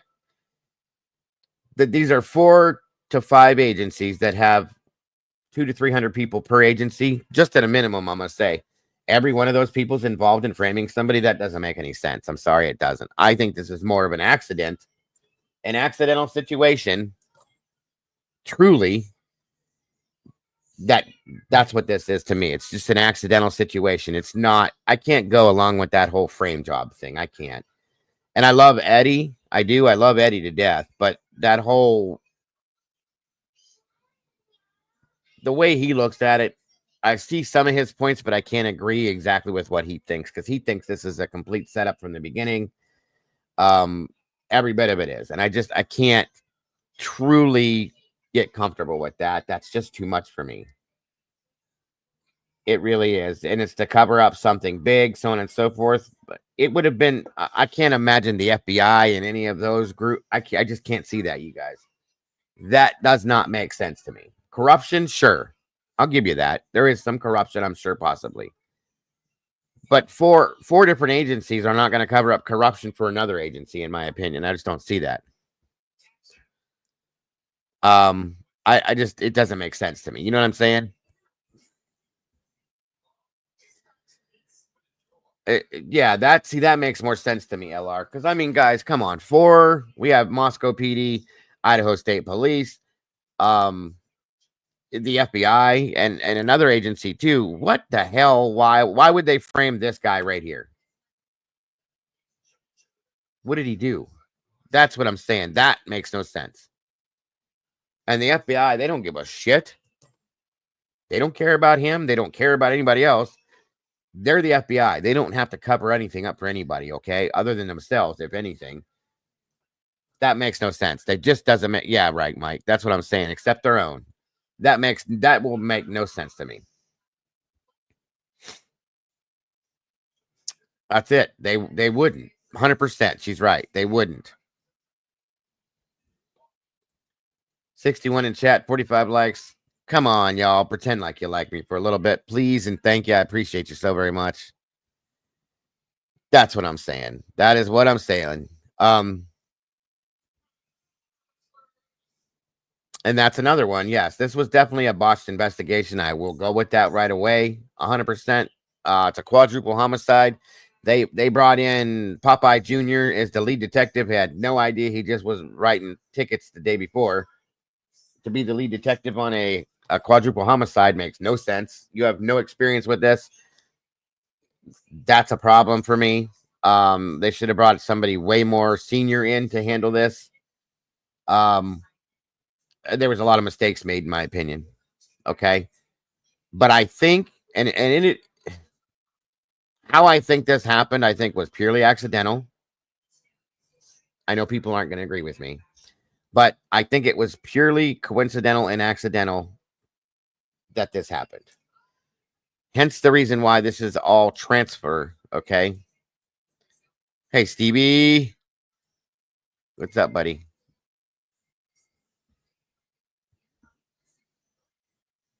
Good to see you, Stevie.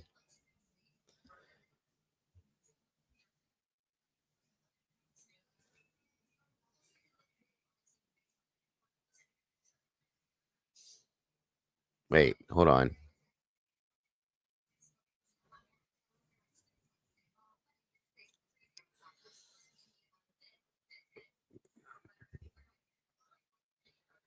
I disliked it. You can't see it, but oh, well, you disliked it, Stevie? Okay. Well, thank you. I guess. I don't understand why do people come in here and dislike it if they don't like you? That makes no sense to me. It is what it is, whatever. North Carolina Mountain Man, good to see you, bud.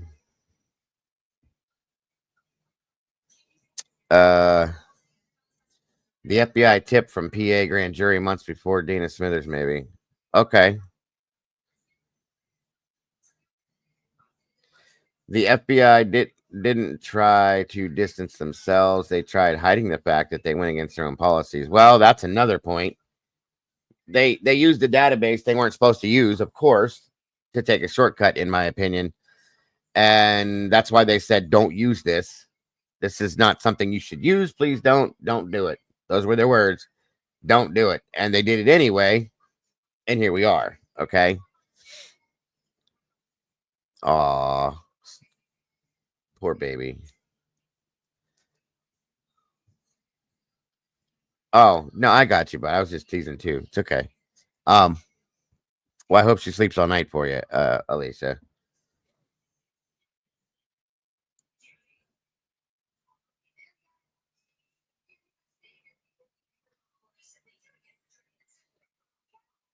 I just can't get past that. I've been thinking about that for about 3-4 days now, guys.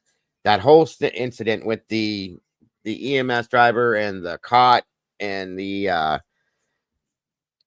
guys, that can happen. That absolutely can. Because I'm gonna tell you something. When I was a first responder, when we were busy, and I mean we would get busy, okay, where we would run multiple calls back to back to back. We would drop somebody off at the emergency room, and we would get dropped again. And we would have to dart out the ER doors, jump in the ambulance, and run right back on another call without being able to clean out the back of the squad. Because typically what we would do, this is protocol. If we would bring somebody into the hospital, and I just want this understood as to how this could have happened. If we would bring somebody into ER, no matter whatever the drop was, okay? As we dropped them off, if we had free time, so we would go back in and we would restock the back of the ambulance with towels, medical supplies. We would wipe everything down with alcohol. Is what we use, like alcohol sanitary wipes, including the cot, the stretcher, okay, the sides, the handrails, all that stuff with alcohol. It would kill everything.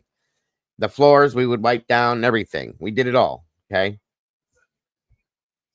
I can't tell you how many times that as soon as we walked through the doors of the ER, we would wheel the person in and we would already get a call. And they're back to back sometimes, and especially in the summertime, it was crazy. So we would have to hurry up and wheel that person into the room, transfer cot to bed, turn around, spin, and jump right back into the squad, and off we would go without cleaning anything. It happened more times than not. So that is how that situation probably happened for the first responders in the ambulance. But that just tells you that DNA from that person's hand, whatever it was, whether it was blood, skin, whatever, was on that rail or on that cot, which is how that transferred to the next person. You see what I'm saying? To the crime scene. So it absolutely can happen. Welcome, Virginia. Good to see you, bud. Welcome back, Horse TV. So, yeah. So thinking about that whole story,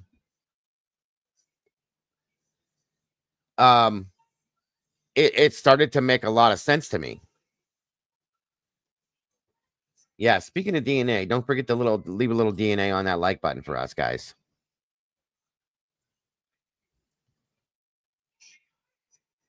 It really does make some sense to me. So if we can't prove in any other terms, folks, any uncertain terms whatsoever, that this man was at that scene, and so far, the only thing there is a tiny, tiny, tiny, tiny little bit of DNA left on the inside of a snap of a knife sheath that was found at this scene.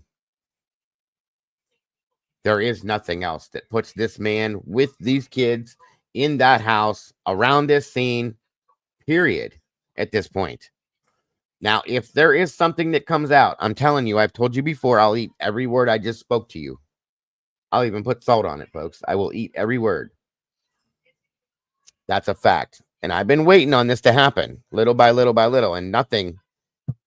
Every time I expect to see something, it ends up going the other direction even more.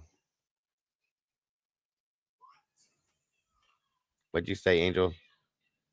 Even if people hit the thumbs down, you get credit for it. Didn't they change it so that I think so? I'm not 100%, Angel. I never followed a whole lot of that, but I don't know for sure. But I think that is how that works. Thank you for being up for us and streaming. This case is such a yeah, Virginia, it is. Sorry, guys. Like I said, I'm sorry that I wasn't able to do the whole paranormal thing tonight. My internet went out because of the storm, and it came back on really late, so I thought it was too late for that. But I see a lot of you guys are in here.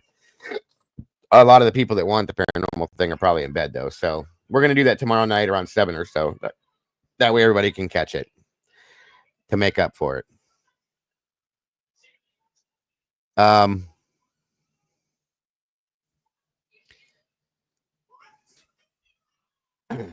Me too. When they released the picture of the car on the house camera, I thought, oh, will be it and prove something, but it didn't. No, it didn't.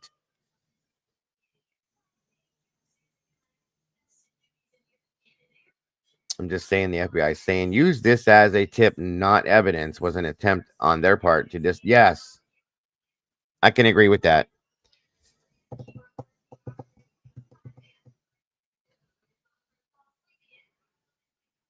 I told you guys there was going to be a lot more conversations on this coming up because of all this new stuff.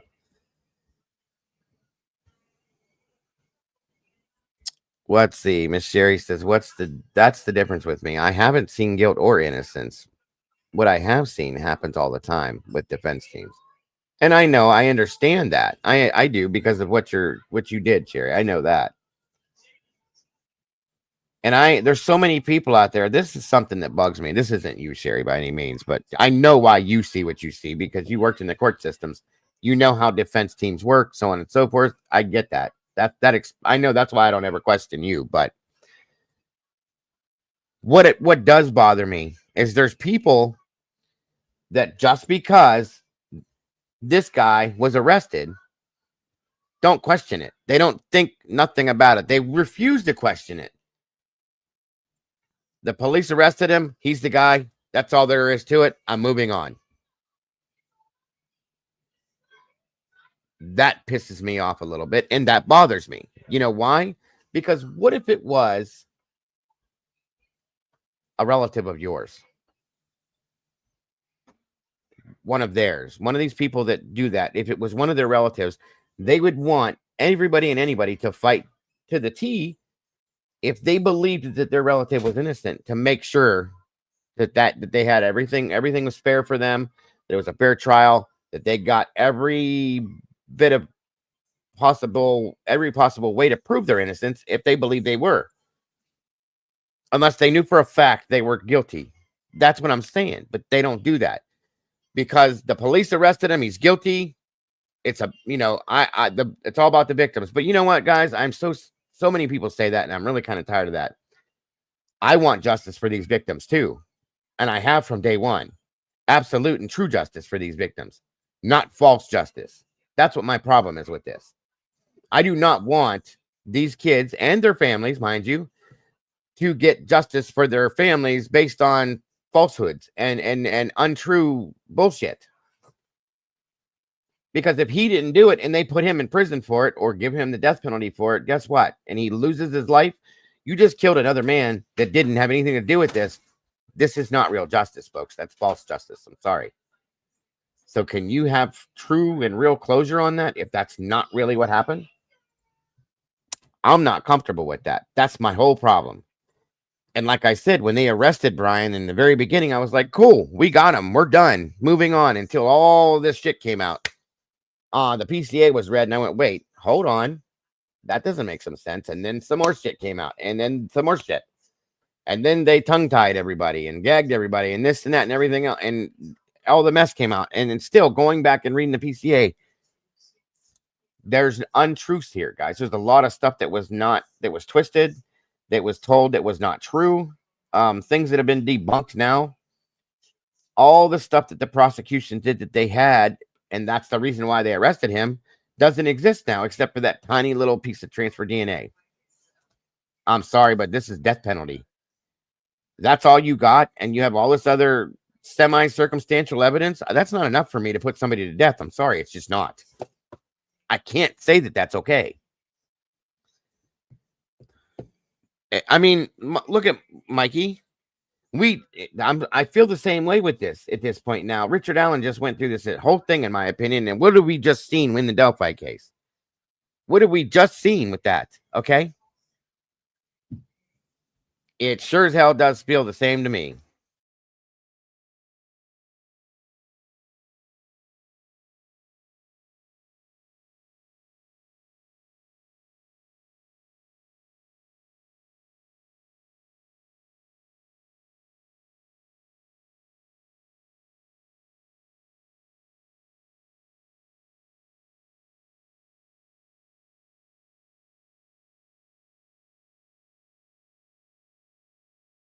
I don't see him getting away, though. Too many closed-minded people will hear DNA and say, "Go." I know. And that's the problem. So if he goes and is convicted for this and gets a death penalty, they take it. Well, he's got time. There is that. Do you think it'll ever get changed up, though, Mountain Man? With the appeals process? I don't think it will. Once this man is locked down as the killer, nobody's going to let that go. Nobody's going to let that go. And that is terrifying. I agree with you. Because if it comes out to be 25 years down the road that he didn't do it and those people are still out there, good God Almighty, I'm scared to death about that.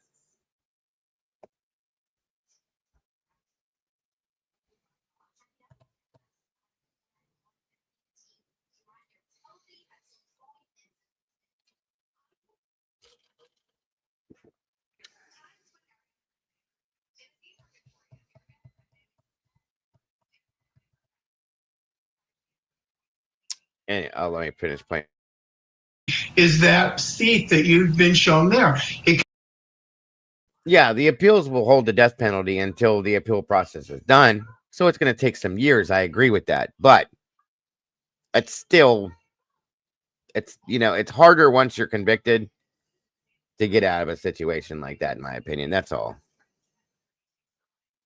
It could be easy somebody to steal that and use that knife, not framing Mr. Kohlberger, but using someone else's knife. You could make that argument and you could see jurors go, okay, I think he did it, but I don't know that I'm willing to sentence him to death with some of this undiscoverable DNA underneath the victim's fingernails that might turn out to be discoverable later. That could give jurors pause. And so while they're pre-selected in a way through a death penalty case that they're more likely to conviction, they're probably not going to buy it as it relates to conviction. But life or death, you got to think about that again, Vinny. Don't take it so whimsically. So if reasonable doubt is this big, right? What you're talking about is like residual doubt, which might be like this, and that might a juror might say, well, I know he did it, but like I don't have the video, I don't have the confession.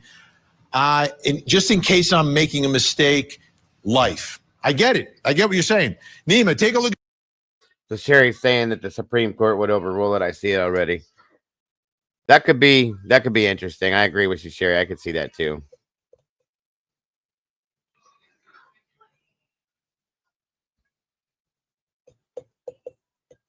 That's a good point too, Leslie. That's another one of my big problems with this. Whoever's DNA is under those nails is who done it, probably, in my opinion, and very possibly yes.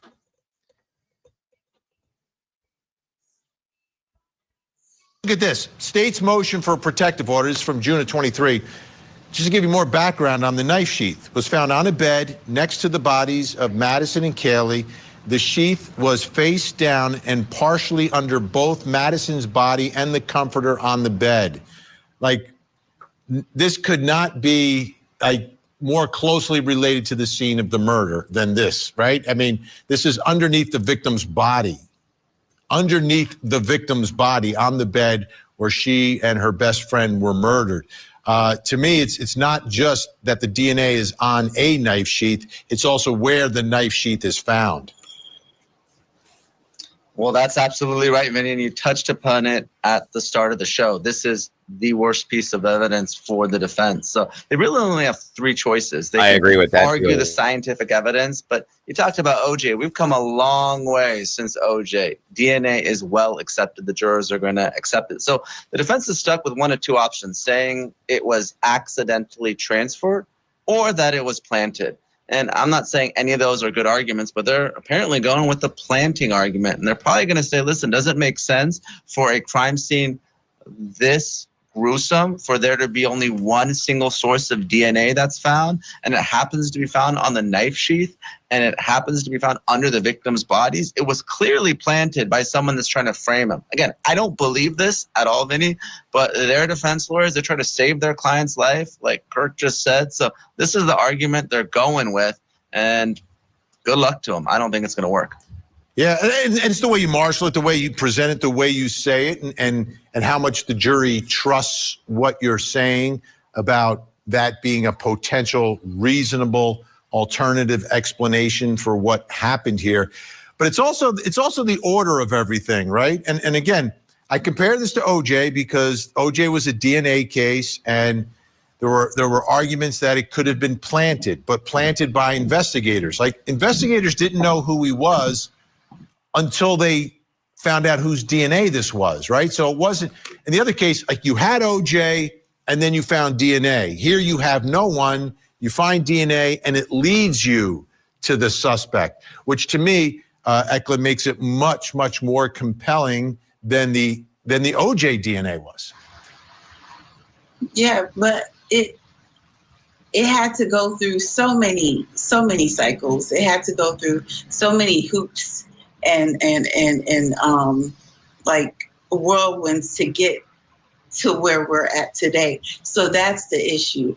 And just like how Nima perfectly laid out an argument, you know, for the defense. I mean, you can't have this gruesome murder and then not all the, and it's not the murder weapon, it's the sheet. Like, explain how it even got there. Like, the explanation. It was not the perfect murder. It was not the perfect murder. That's the way I would say it. You know, he thought he committed the perfect murder, but he didn't. Then where's the house? He did. Then let's keep the house got knocked down. That is irrelevant. That happened after the murder. It got knocked down because the prosecution didn't want it up. The defense didn't want it up. The owner wanted to knock it down. The university doesn't want it there. The families were against it. At least one of the families of the victims was against it, but nobody seemed that concerned that the jury should see the scene of the crime, where the scene of the crime is extremely important in all of this. I mean, it's crucial to understand it because there's surviving witnesses who were in there, and to not be able to walk the way the killer did that night, I think is a huge, huge mistake. And it's a very unusual house. This is not a normal house. It's built on a hill. There's 3 levels to it. It's not huge, but it's got 3 levels and stairwells and stairways. What can you see from where? I would want the jury, because I just want the jury to get to the truth, and I want them to understand it. I don't think a 3D model does it, but some people are into that. Kirk, let me ask you.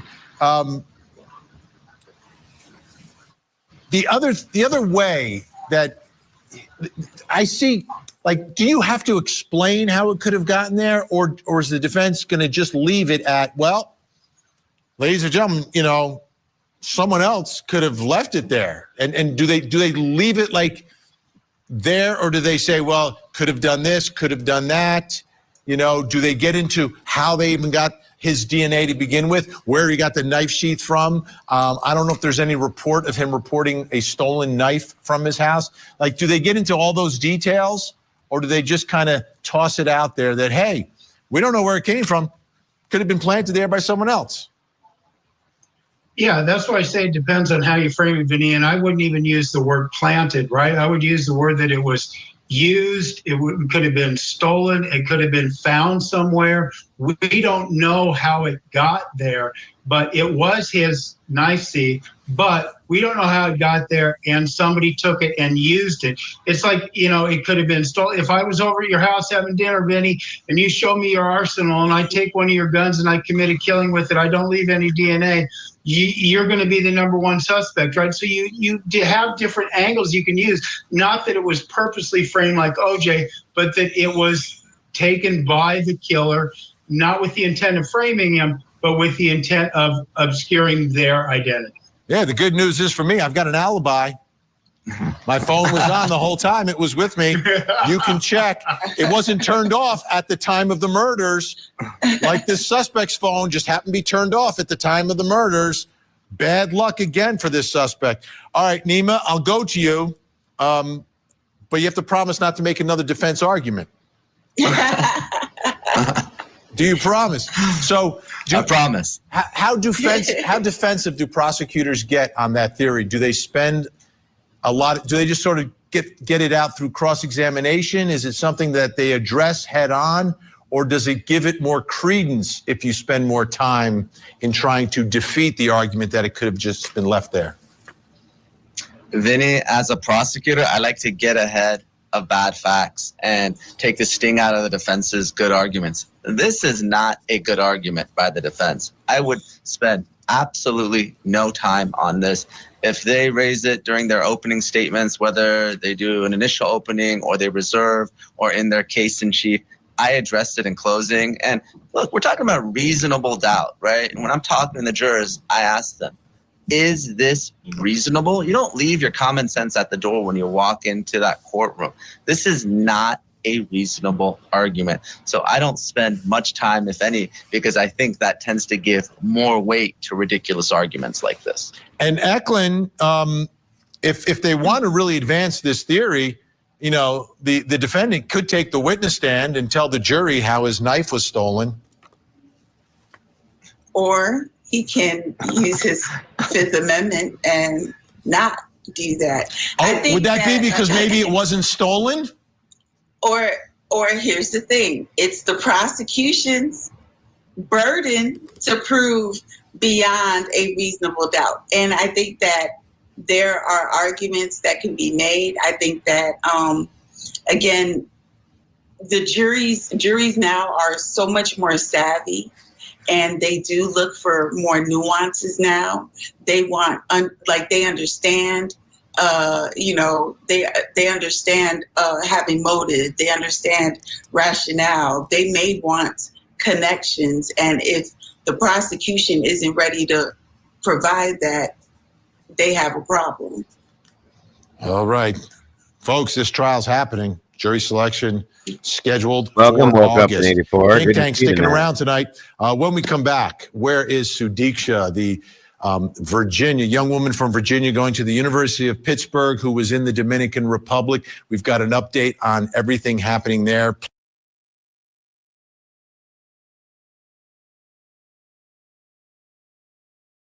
Hold on, guys.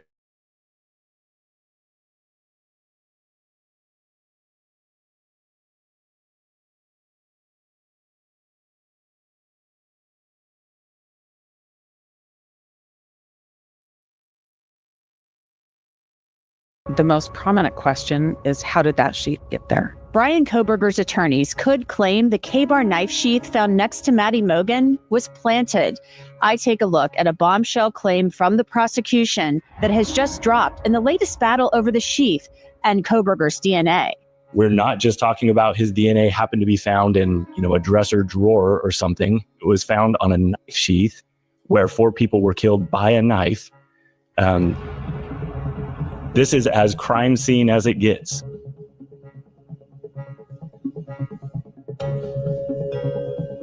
Welcome to Crime Fix. I'm Anjanette Levy. There's no doubt one of the most critical pieces of evidence that prosecutors have in their case against Brian Kohberger is a K-bar knife sheath that they say has Brian Kohberger's DNA on it. The sheath is just like the one that you see in this photo, and Moscow police say that it was found on Maddie Mogen's bed right next to her. The DNA on that sheath is what led police to identify Brian Kohberger as a suspect in the murders of Maddie, Kaylee Gonsalves, Ethan Chapin, and Xana Kernodle. All 4 had been stabbed to death. The FBI used investigative genetic genealogy to trace the DNA profile to Kohberger through his family tree, but Kohberger and his lawyers say he's innocent.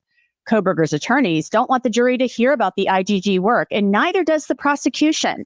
In fact, the prosecution says it's only going to say that police received a tip pointing them to Kohberger. And the prosecution has dropped a bit of a bombshell in a recent filing. Get this. They claim the defense isn't going to deny that the DNA on the underside of the snap of the sheath belonged to Kohberger. In fact, the state is claiming that the defense is going the OJ route by claiming that the sheath was planted. Bill Thompson and Jeff Nye wrote, "The defense has not disclosed any experts to challenge the confirmatory STR comparison, showing the DNA on the knife sheath matched defendant's DNA. On the contrary, the defense has disclosed that its forensic biology and DNA expert will testify that there is good support that Mr. Kohberger's DNA was found on item 1.1, a swab from the knife sheath. Instead of challenging the conclusion that the DNA on the knife sheath belonged to defendant, The defense's expert disclosures reveal that the defense plans to argue that the DNA on the knife sheath does not prove defendant was ever at the crime scene, and the knife sheath itself could have been planted by the real perpetrator. Now, this isn't the first time the idea that the sheath or DNA on it could have been planted has come up. Back in 2023, the defense floated the idea in a motion writing, "The state's argument asks this court and Mr. Kohberger to assume that the DNA on the sheath was placed there by Mr. Kohberger and not someone else during an investigation that spans hundreds of members of law enforcement and apparently at least one lab that the state refuses to name." We now know Othram Labs assisted with the IGG work in this case. And at a recent hearing, Ann Taylor brought up the sheath, raising the question of how it got on Maddie Mogen's bed, since she says her client was never at the house on King Road. I think the most prominent question is, how did that sheath get there?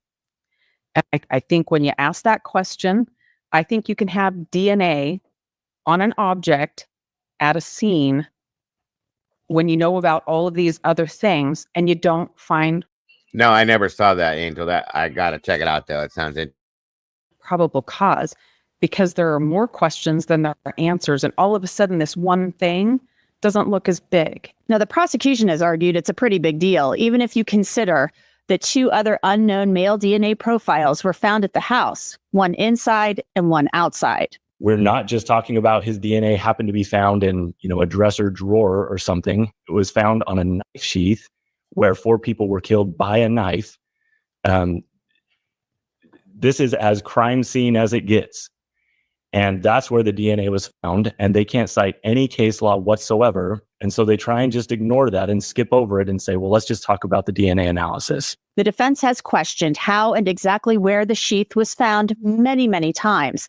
Recently, defense attorney Becca Barlow wrote, "A knife sheath was recovered tucked under the covers next to Ms. Mogen at 1122 King Road, Moscow, Idaho on November 13th, 2022.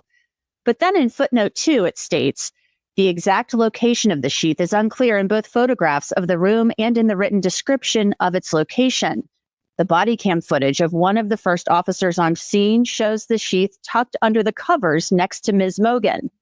Footnote 3 says, "While item Q1.1 was tested for DNA, it was never subjected to standard biological testing for the presence of blood or saliva. In one exchange of emails, Rylene Nolan describes the swabbing as being of the leather strap and internal metal area of the snap. The snap itself may not have been swabbed at all for DNA.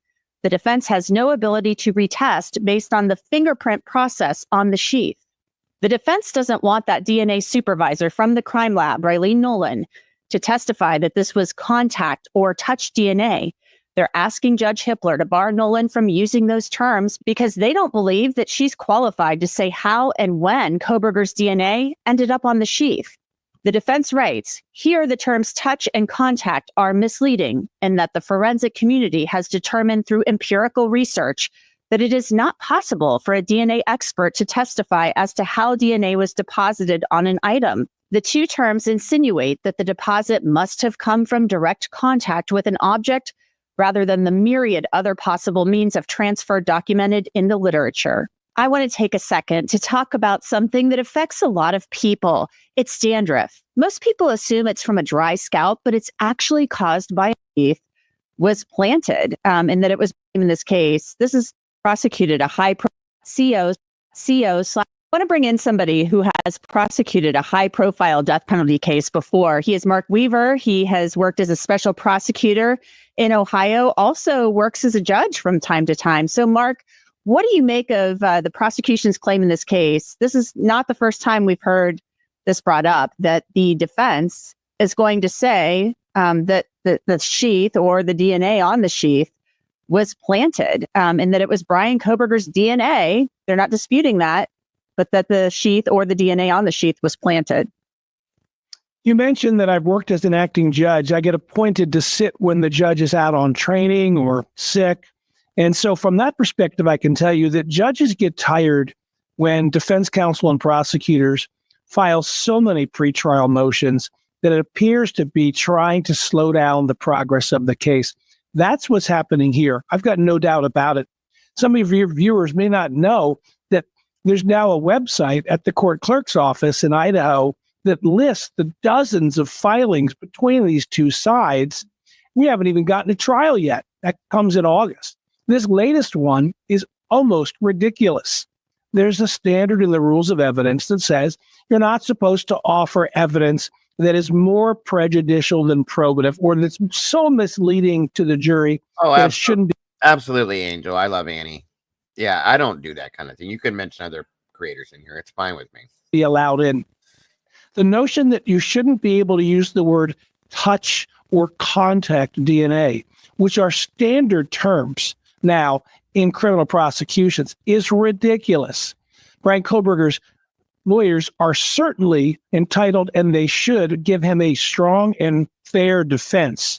But now they are papering this case over and over and over with pretrial motions to the point where it makes you wonder if they have a substantive case. Mm-hmm. The prosecution is saying that Brian Kohberger is going to claim the sheath was planted. And we've seen the planted evidence claim in the past. We've seen it in the O.J. Simpson case. And the defense has alluded to the sheath possibly being planted in the past. They did it back in 2023 in a motion. So what do you make of that? Because that's where they're going, it sounds like, with this, that somebody put the sheath there and it wasn't Brian Kohberger. So, I mean, it just, to me, it's like, yeah, it worked for OJ, but OJ, there was a whole lot more going on in the OJ case. We know that there were race issues at play, the Rodney King race riots that happened with that verdict. I mean, there was a lot more going on at that point in time surrounding that case, but they're going to say essentially that the sheath was planted. Somebody other than Brian Kohberger put it there. Or put his DNA on there and put it there. So what do you make of that? Let's remember, it was a claim, a false claim in the OJ case that the glove was planted. Almost everybody who's filed that case knows that. Planting of evidence happens much more on TV shows and movies than it does in real life. I'm not saying it's impossible. I'm saying it's very, very unlikely. Now, we don't know exactly what the defense is going to say because their motion is sealed. We're gleaning this, the information you just shared with viewers, we're gleaning this from the prosecution's response to this sealed motion. What's most interesting about what the defense is saying, they're not going to argue, apparently, from what we can tell, they're not going to argue that it's not Brian Kohberger's DNA. Instead, they're going to say, well, even if it is, wink, it was put there by some other evil perpetrator. Who in the world has any sort of motive to set up Brian Kohberger for these murders? Maybe they're going to say the police, but that doesn't explain the other information surrounding where he was with his car and other problems that suggest that this was the killer. And I think it's important what you just pointed out. We're going based on what the state is saying the defense said. So it could be a little bit of telephone game here, but I think it's important what you just mentioned. They are saying that the defense is not going to dispute that it is Brian Kohberger's DNA. That they're acknowledging, yeah, it's his DNA. I mean, their own expert is saying, according to the state, it's his DNA. But they're going to say that it was planted. So, like, who put it there? And the defense is going to say, well, we don't have to answer that question. That's not our job. I mean, I've seen this play out a million times. You've seen it, Mark, that we don't have the burden. But when you raise that defense, don't you kind of shift the burden a little bit? Aren't you saying to the jury, like, okay, like, well, you said so. So did you look into this? I mean, even though the defense is going to say it's not our burden, don't you kind of like, aren't the jurors going to say, well, did you look into it to try to figure it out? You want to save your guy. Don't you want to know who did it? My friends who are defense lawyers would tell us that they prefer a defense that my guy couldn't have done this because he has a great alibi and was somewhere else. That's not available in this case.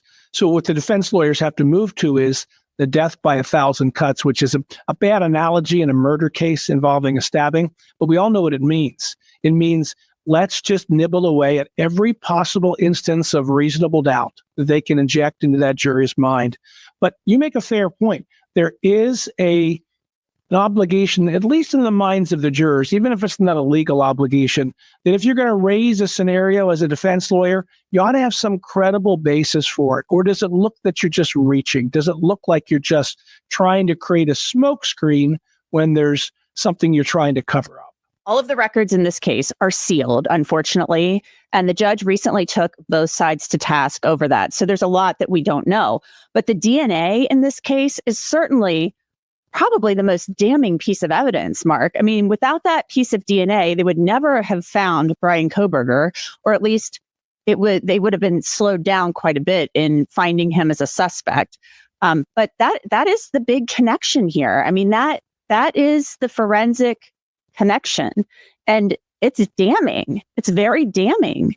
Yeah, let's talk about your first point. For 20 years, I taught a class at the Ohio State Law School about media law and how lawyers interact with the media, with people like you. And one of the things I told my law students was trials are supposed to be open. They're not supposed to be secret. It's unique to the American system that we are proud of our open justice system. So, of course, we don't want an unfair trial. Of course, we don't want to unfairly prejudice potential jurors. But the evidence is being filed by the government, and the government works for us. I think the judge was right to call out both sides to say, stop filing sealed motions when we can be doing this in the light of the day. With respect to the DNA, let's remember that DNA is science that has been established now for decades. Maybe 30 years ago, jurors would look sideways at DNA. Now they expect it. In cases where I don't have DNA, when I'm a prosecutor, I kind of have to explain to the jury why we don't have DNA because they want it. So touch or contact DNA is a valid scientific result. It shows us that either he was there touching or he was there breathing. The most recent motion by the defense says, well, touch DNA doesn't mean touch. It could mean breathing. Either way, that suggests that Brian Kohberger was in and around that knife, and that knife was in that sheath, and that sheath was in that house. Yeah, I'm going to be interested to see how they explain it, because Ann Taylor has said in court he was never around that house. He wasn't there. He was in Moscow. He was never in that house. Well, then how did his DNA get on the sheath? And if you're saying the DNA was planted, then you're saying somebody got his DNA and put it on there, or you're saying he had a K-bar knife, which they've never said. All right, I had something else too I was going to play that I thought was way more interesting.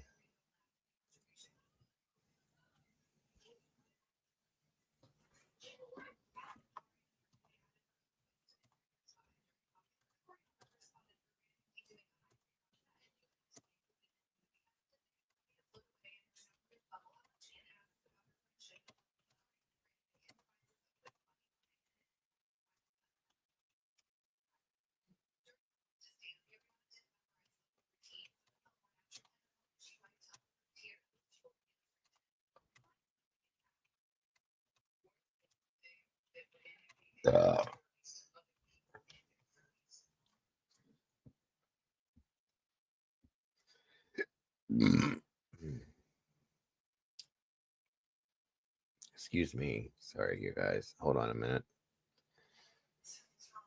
1 second.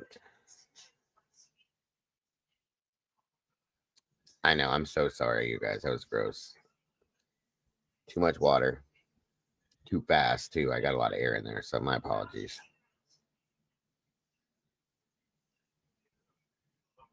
Somebody's not wearing pants? What are you talking about, Devon? Your chat's off the rail. Catch you in some. Oh, well. Okay. Take care. Sorry. It is late tonight, so.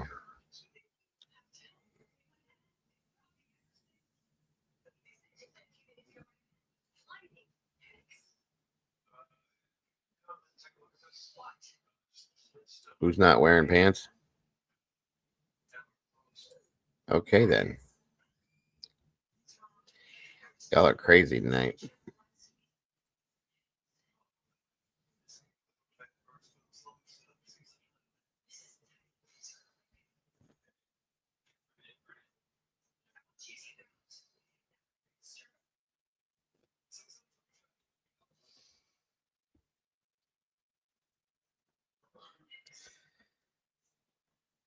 Okay. I don't know what you guys are doing, or what's going on in here. Sorry. I'm just trying to find this other thing to show you. If I could get you guys to pay attention long enough, I guess. Hold on. Ah, this is what I wanted you guys to see. Hey. This is just another SRB actually showed this to me, and it's kind of interesting. Truly. Oh, it's okay, Alicia. It is what it is. I don't know what was even said.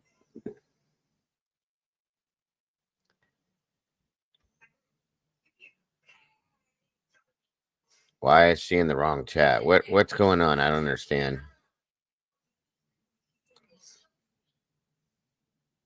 Does Yvonne think that he's guilty or innocent or something?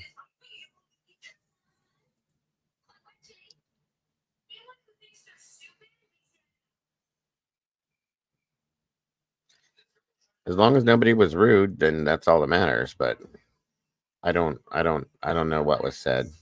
Sorry.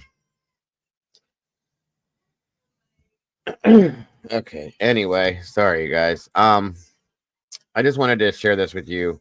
SRB shared this with me the other day, and I was just kind of like, okay, it's interesting to say the least.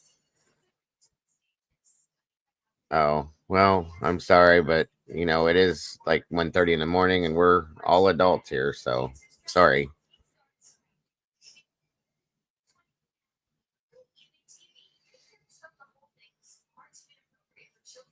So I want you guys to see this. Just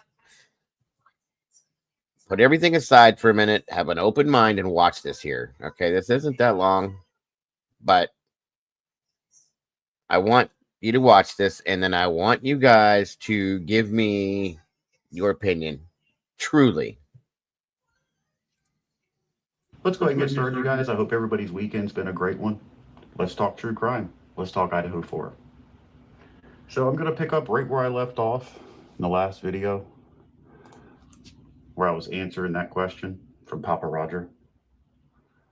Why do we think the dog was spared?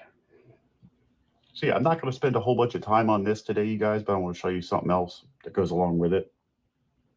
And I think some people are starting to realize, with all the new evidence that's been released as of late, the 911 call, partial text messages, blood or DNA under Maddie's fingernails, blood on a railing, all this unidentified DNA.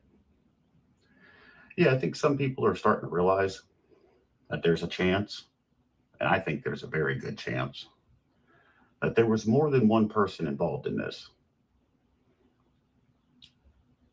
And I still remember what Steve said all those months ago, that he paid that bill. Right? Blackhawk shared this. This is Blackhawk's video, Alicia. Sorry. Which again, I'll be honest with you, in my opinion, this is Doc. I think this is Doc. Yeah, that's my opinion, but that's me. Nobody has to agree. And I don't want to put Doc's secret out there if it is. Just that's my opinion. I think this is Doc Thrifty, guys. That's all. The wounds, the points of entry, they don't match. And to me, that tells me that either one of two things. We have an individual suspect who went in here with two different weapons, maybe carrying them one in each hand, like some modern day ninja, John Wick, and went in here and used these weapons simultaneously, right, to attack his victims. Or maybe it is he went inside here by himself with two weapons and used them simultaneously, meaning that he used one weapon. Maybe that's how the sheath fell out. He was stabbing his victim with one weapon, put that weapon away, and grabbed another weapon and stabbed him with that one. And then while he was alternating weapons, that's how it fell out. Like some modern day ninja, that's going to take time.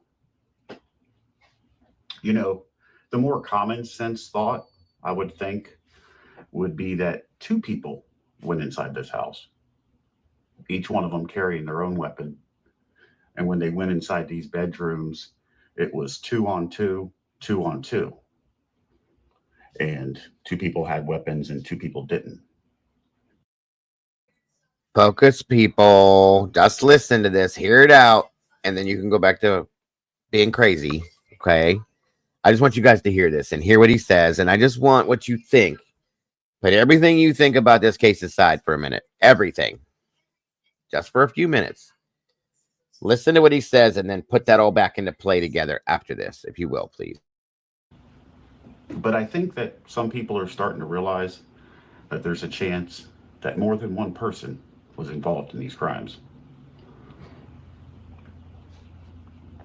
So where I left off, you guys, where I was talking about this question. You're fine, Angel. Why do you think the dog was spared? Today I'm going to be showing you another series of clues. Right? Why do we think the dog was spared? Let's hear what Edon had to say about the dog. And Miss Wales asked, did the dog bark lots, or did you know? And I think they're referring to. I did not know the dog. Okay. No, I never met the dog. I didn't know there was a dog until pretty recently, actually. Someone asked me why the dog was spared, and that's the first time I. Somebody asked you, Enon, why the dog was spared? Hey, Joanne.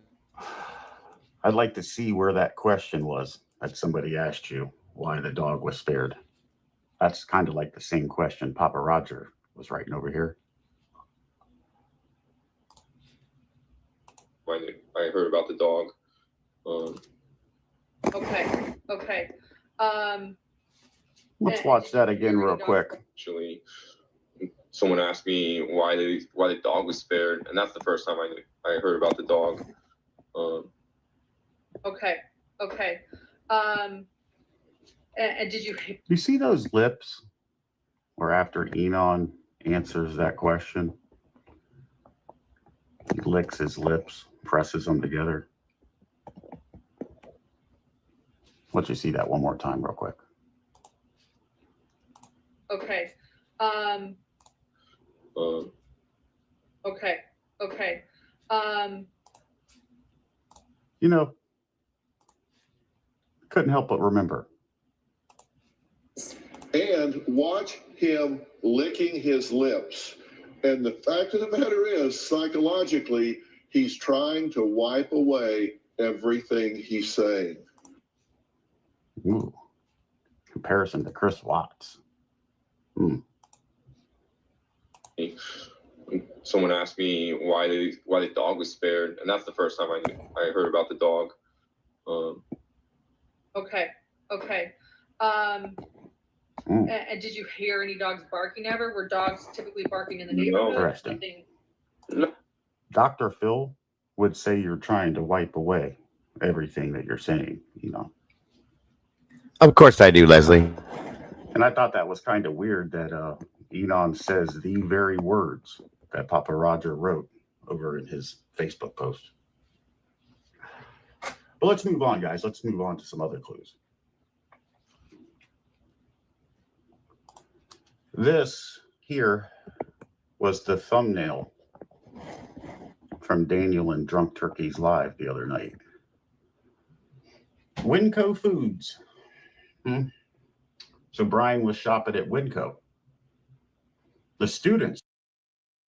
What did we just talk about earlier, guys? Remember that. Yeah. They were shopping at Winco too. And Daniel talked a little bit about this. And I'll let this play for a minute. Thanks, Daniel, for the chance to use this. This one's weird. This one's interesting, right? Because you have a Winco financial records for Brian Kohberger, and you have Winco financial records and video surveillance for Bethany and Dylan, Haley, Maddie, and/or Zanika Noel.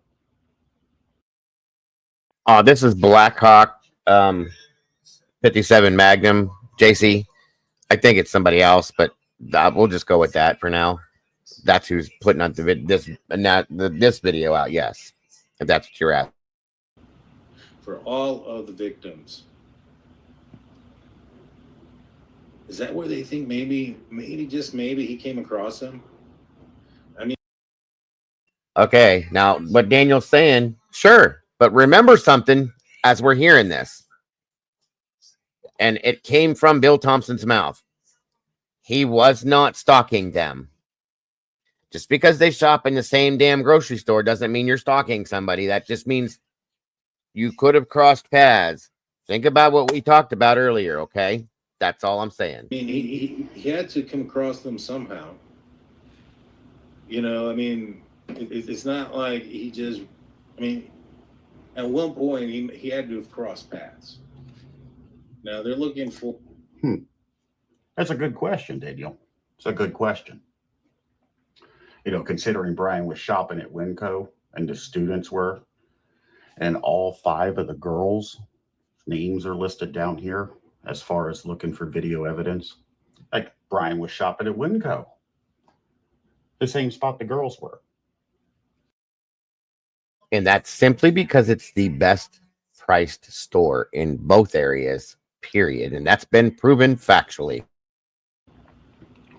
Well, that's a good question, by the way, Daniel.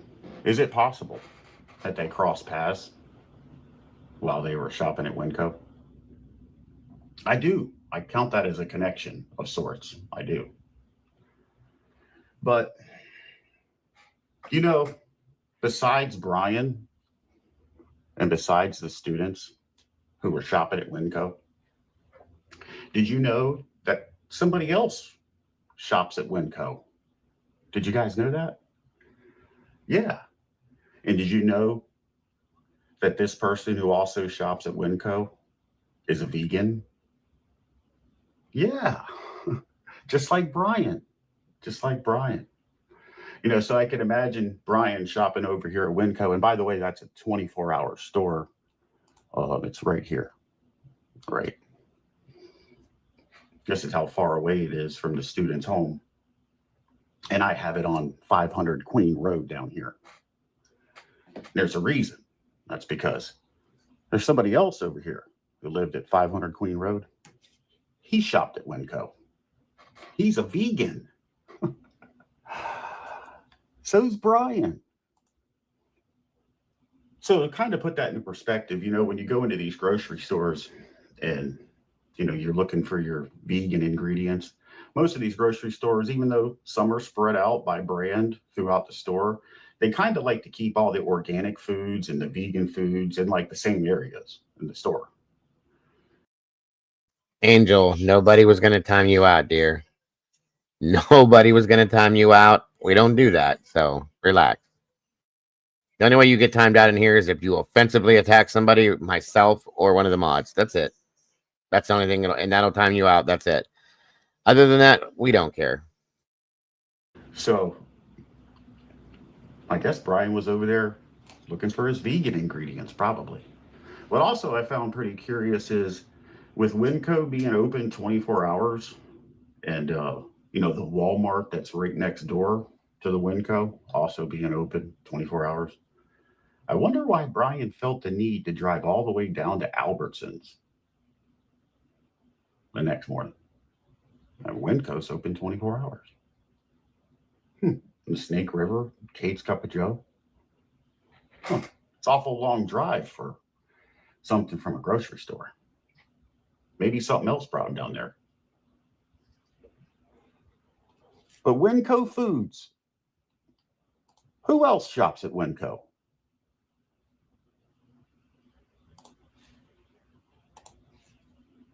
I like having more space here, and I like how much cheaper it is. But the main thing here is the vaulted ceilings. For being a contact staff artist, the vaulted ceilings was like a deal breaker, and I couldn't ever really get here because I had 3 felonies, so like I couldn't pass any background checks.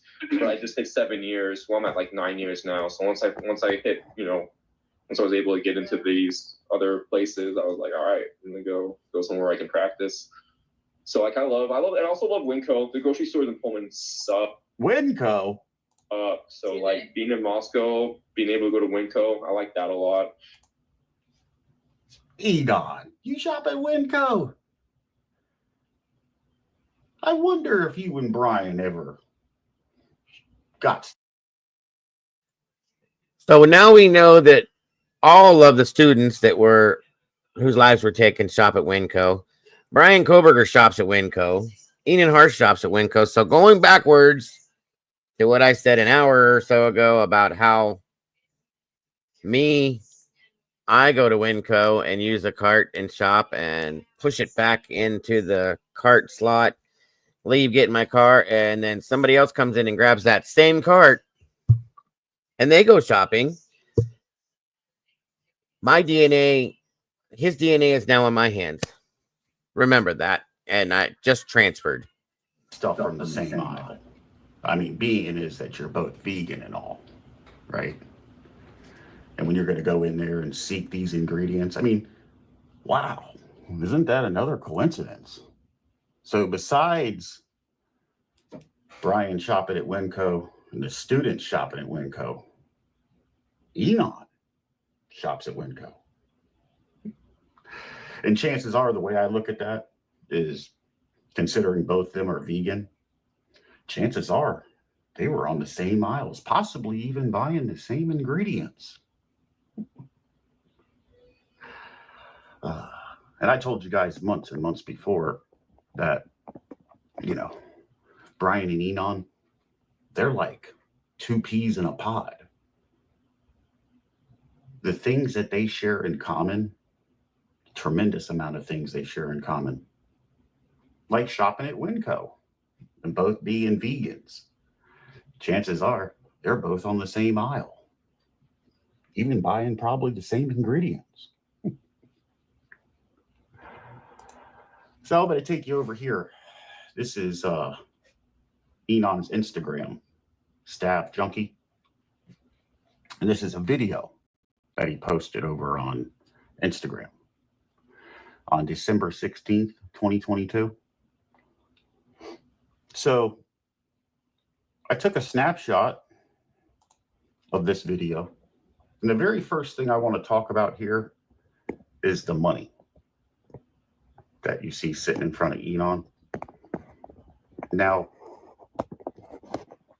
let's zoom out of here real quick so I can get a full visual. This big stack down here at the bottom, right? I consider that to be $10,000.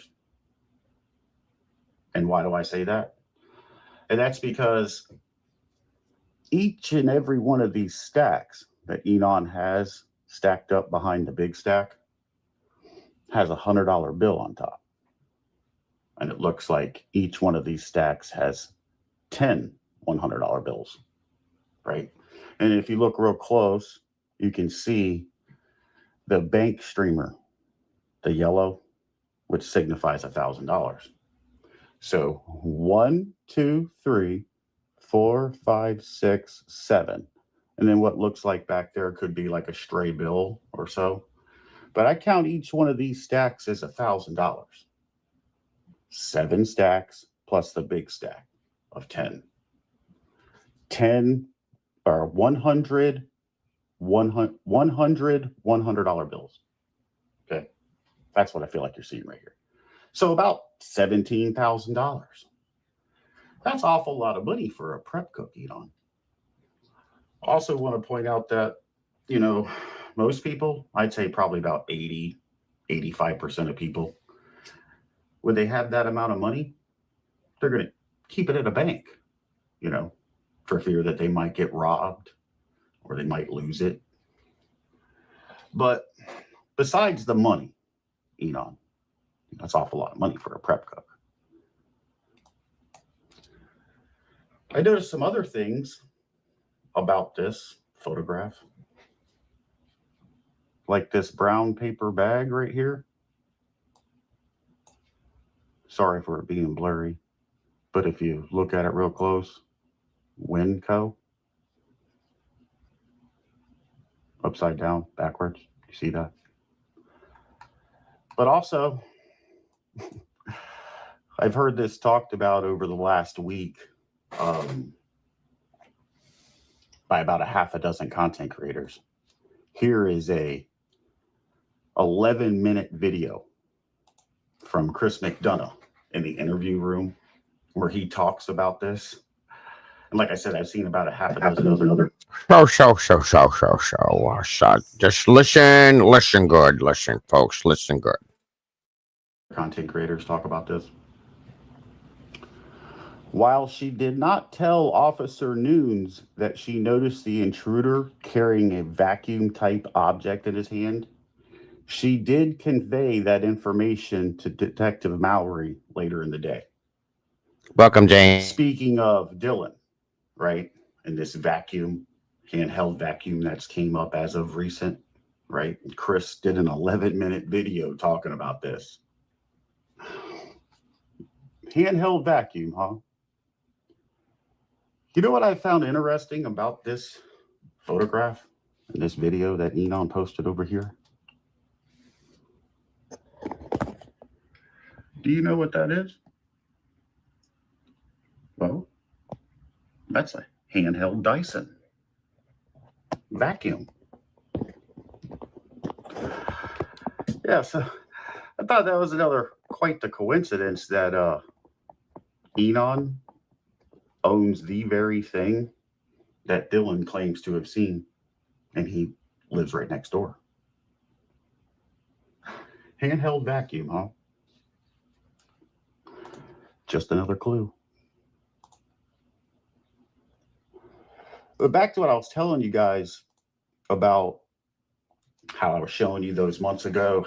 That's my opinion. It's like Enon and Brian, they're like two peas in a pod. They're like one and the same. The amount of things that they have in common are just crazy. Besides the vegan and the shopping at Winco and the hiking and the rugs, where they both had the same rugs in their background. Enon went to prison for a year. Brian was in rehab for it. The video games, the role play games, the social media where Brian was on Reddit, and over here, Enon's been on Reddit for over 4 years. You can see that down here. Crypto, huh? Crypto, Bitcoin, stocks, bonds, crypto. Enon likes crypto. He talks about it over here on his Reddit account. Who else likes crypto? Does crypto? Forrest Dax, financial records. Forrest Dax, financial records. What is that, Jonathan? For Brian Kohlberger. What is Forrest Dax? Forrisdax. Do you know what that is, Magnolia? No, maybe like a stock account or something like that. Crypto, maybe. I don't know. Why do they want Forrest Dax? Crypto. I just want to Google real quick Forrest Dax because I never heard of that. So what Jonathan's talking about right now is more of those financials that law enforcement summons in Brian's financials. Forrest Dax. Huh? Forrest Dax. Forrest Dax. Forrest Dax. It's a payment system, a money transmitter licenses. What is this? Crypto. It's a crypto. Crypto, Jonathan. Yeah, it's crypto. I guess Brian was dabbling in and out of crypto. Stocks, bonds, Wall Street bets.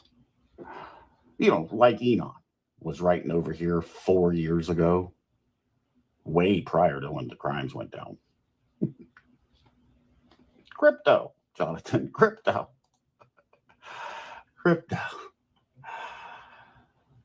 Yeah. All right, so let's go back over here. Something I want to show you. So most of you guys probably never seen this photograph of Enon. The reason why is because it's tucked over here on one of Enon's backup Instagram accounts that you can see up here,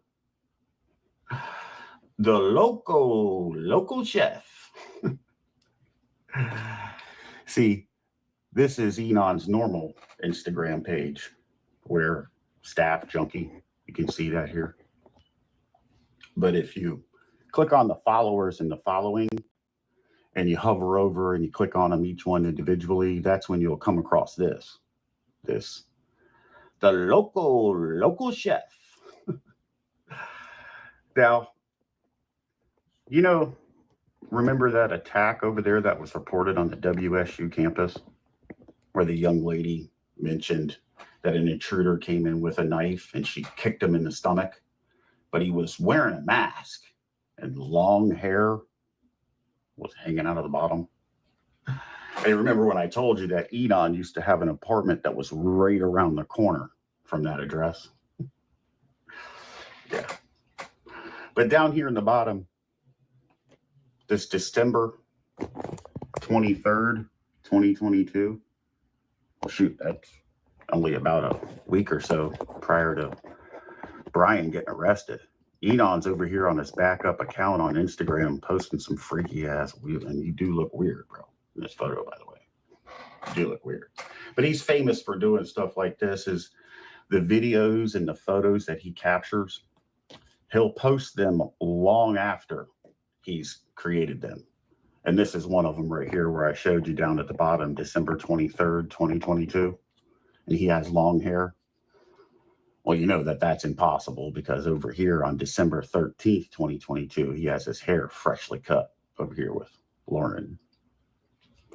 So, and my question would be, you know, for somebody who's such a hermit, you know, and you have all these social media accounts, you know, staff junkie, Chef Dizzy, Enon Harsh, Naughty Nun, E Dizzle, Suit Man to the Moon, I Data When You Sleep, Harshina 7, Reddit, Flickr, Quora, Instagram, couch surfing, Pinterest. So funny. Yeah, Brian had those accounts too. Reddit, Facebook, Instagram, Quora. But Winco. Isn't that interesting?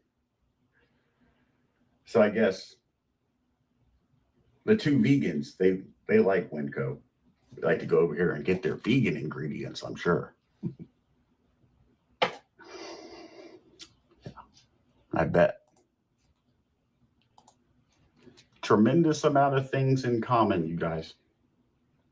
Like two peas in a pod. Right? Handheld vacuum, huh?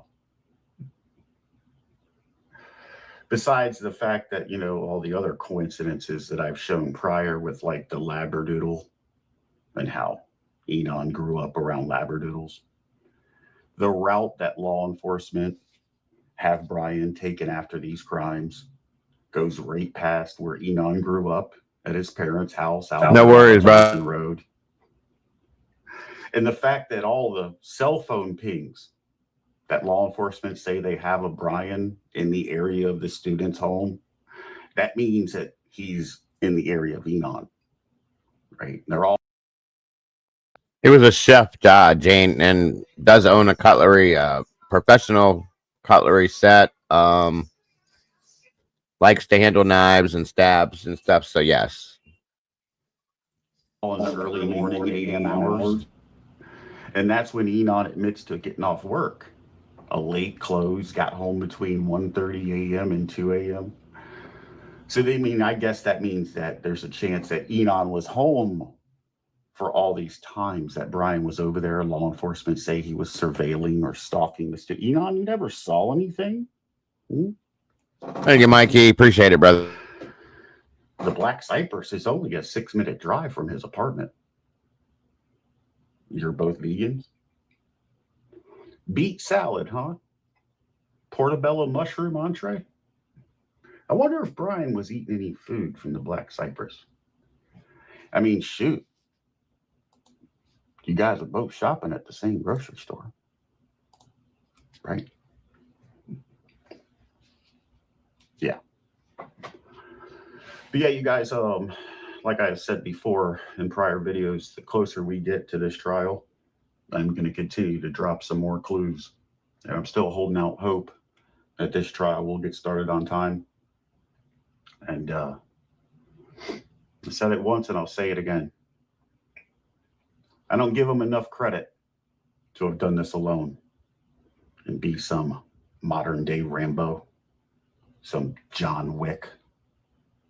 Yeah. And the more evidence that comes out, the more that I see, well, it just tells me that there's a chance that more than one person was involved in these crimes.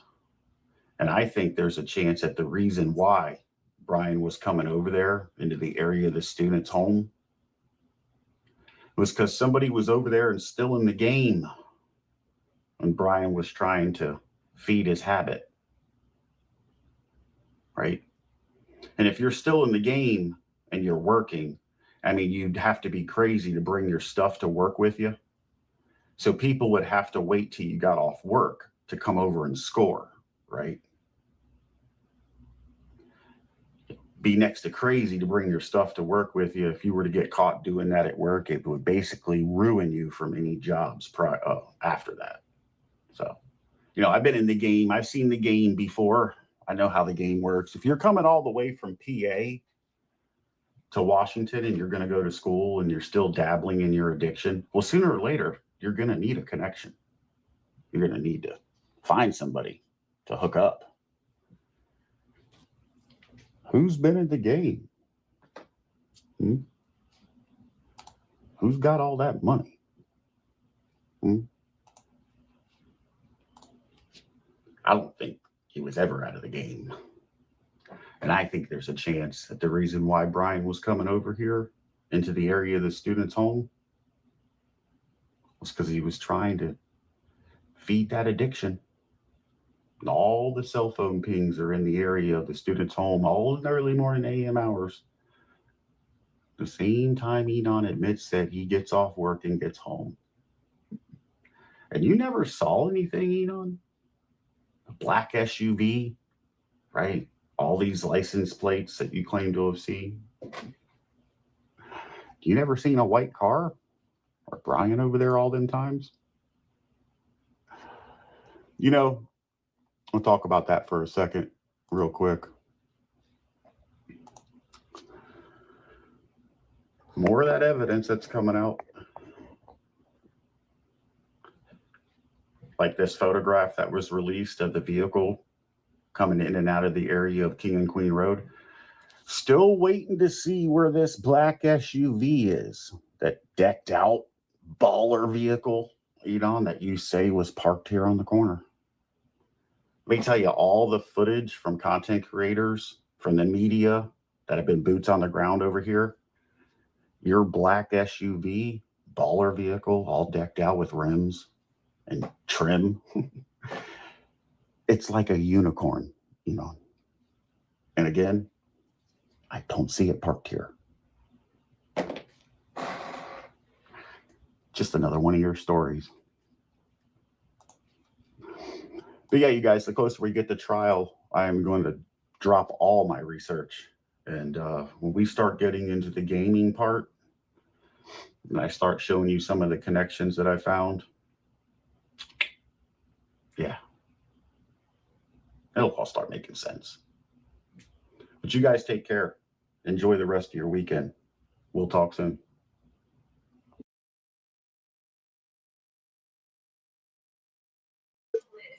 All right. So, what do you think? Anybody? Everybody? Somebody? Nobody? Who body? Nobody? I don't buddy? Whatever.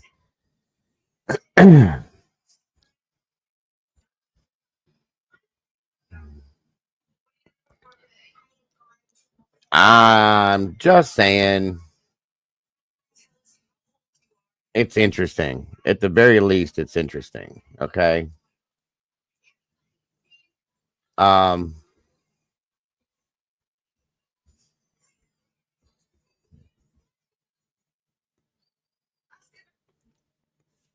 Yeah, I know, Alicia.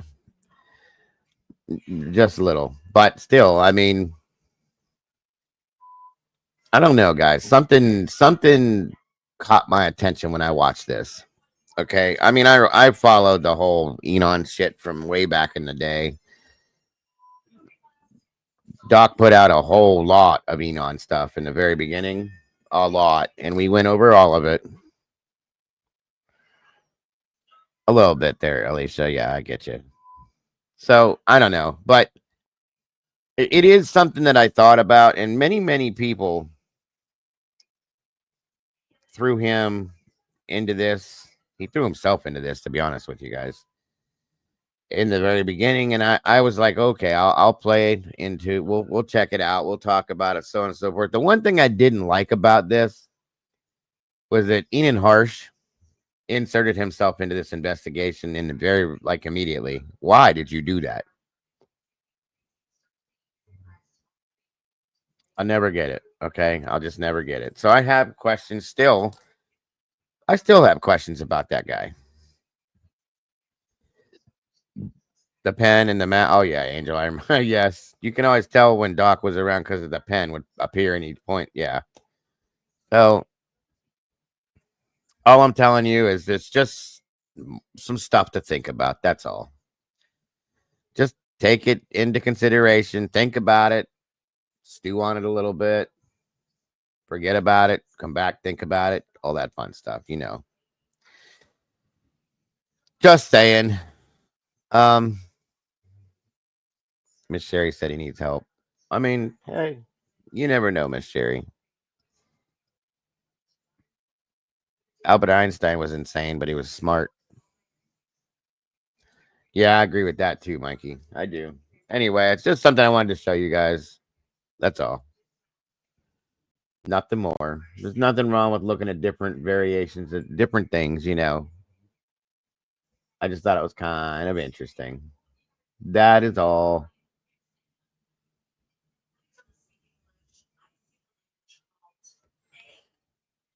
A bunch. Enan had a whole bunch of knives. Truly, he did. Oh, no problem, Alicia. Insanely smart. Yeah. I'll say this much. Doc has always put out interesting stuff. He was really pretty smart. Yeah, I agree with that. But like I said, this doesn't mean anything. No, he was insinuating, Sherry, that Brian was probably coming over to this area to buy drugs from Enan, is what he was insinuating. Because Enan was a huge drug dealer, whatever you say. I don't know how we're supposed to say it, but whatever. That's the insinuation I got from that, because it was true. He admitted to it. There was a whole thing to it. We saw paperwork in the very beginning about his arrests and felonies. That's what he was trying to say, was that would be why Kohberger was coming over here, possibly, was to buy certain things from him. And that's why his phone may have pinged that many times that late at night, because that's when he would get up at work. So I actually watched the clip of Stick Toes cracking you up recently. You know that's over. Is it really? Wow. Yeah, that was some funny shit. For sure.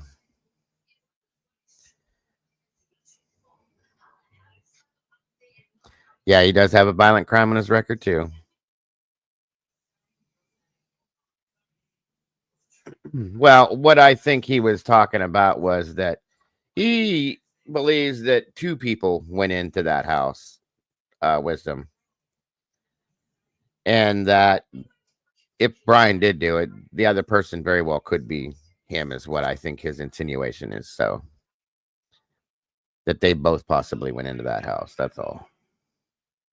Or that the sheath could have belonged to Brian the knife, whatever, and that he got a hold of it, this guy here. Maybe it was traded for drugs. There's different angles that this could be looked at with. I'm just saying it's other things to think about. That's all. Hey, Wade.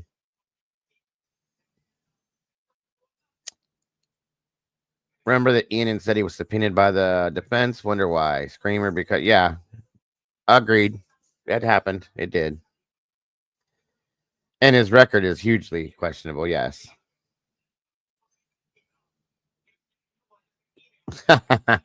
Yeah, Mike, I know what you're saying, bro.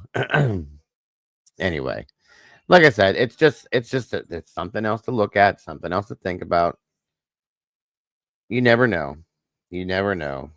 I've seen crazier things and been surprised by less. I'll just put it that way. Cheddar, yes. I get what you're saying.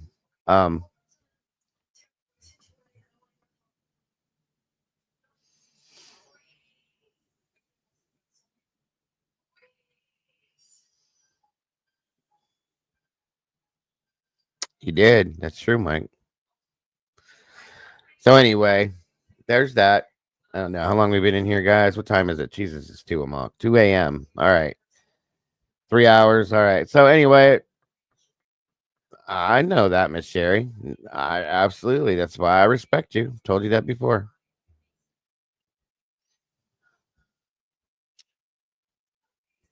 Truth said that if Eden was selling the killers, could have bought from him too and spread the DNA to their sheath. Very possible. These things are possible. You want me to go to bed, Cassie? You trying to get rid of me? Fine. We're all up later. We got talking. That's what happens. So anyway, that's probably going to do it for tonight, guys. I think we've been here long enough. I will be here tomorrow. It'll probably be noon, maybe a little later. If not, I might still be here earlier. Who knows? But I will be. Oh, I'm tired, Cassie. No two ways about it. But I'll be here in the morning, afternoon for brunch. We'll do brunch tomorrow. You know how that goes. And catch up. And then tomorrow night around 7 or so, I'm going to make up for the creepy and unexplained scary stuff. And we're going to do that tomorrow night. Roughly 7:30, we'll say, maybe. So for those of you that were looking forward to that, we'll do it then. Promise you guys. So I appreciate you guys joining me to hang out tonight. I think they did, JC. Yeah, I do think they did. Oh, I'm going to go lay down. Thank you, Elisa. Great to have you here. Good night, Middens. All of you guys. Appreciate you being here. So that's that. All right, guys. Have a wonderful rest of your night. Get some sleep. And I will look forward to seeing you guys. Hey, woke up. Thank you for the super sticker. God bless. Appreciate you very much.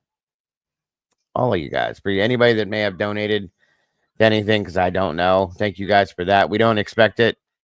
We definitely do not expect it, but appreciate it very much. It helps to pay these bills so I can keep on talking about all this crazy stuff with you guys. So thank you again. Have an amazing night, you guys. I will see all of you guys sometime tomorrow. Much love to everyone. Have a great night, folks. Good night. God bless, and see you soon. Bye-bye.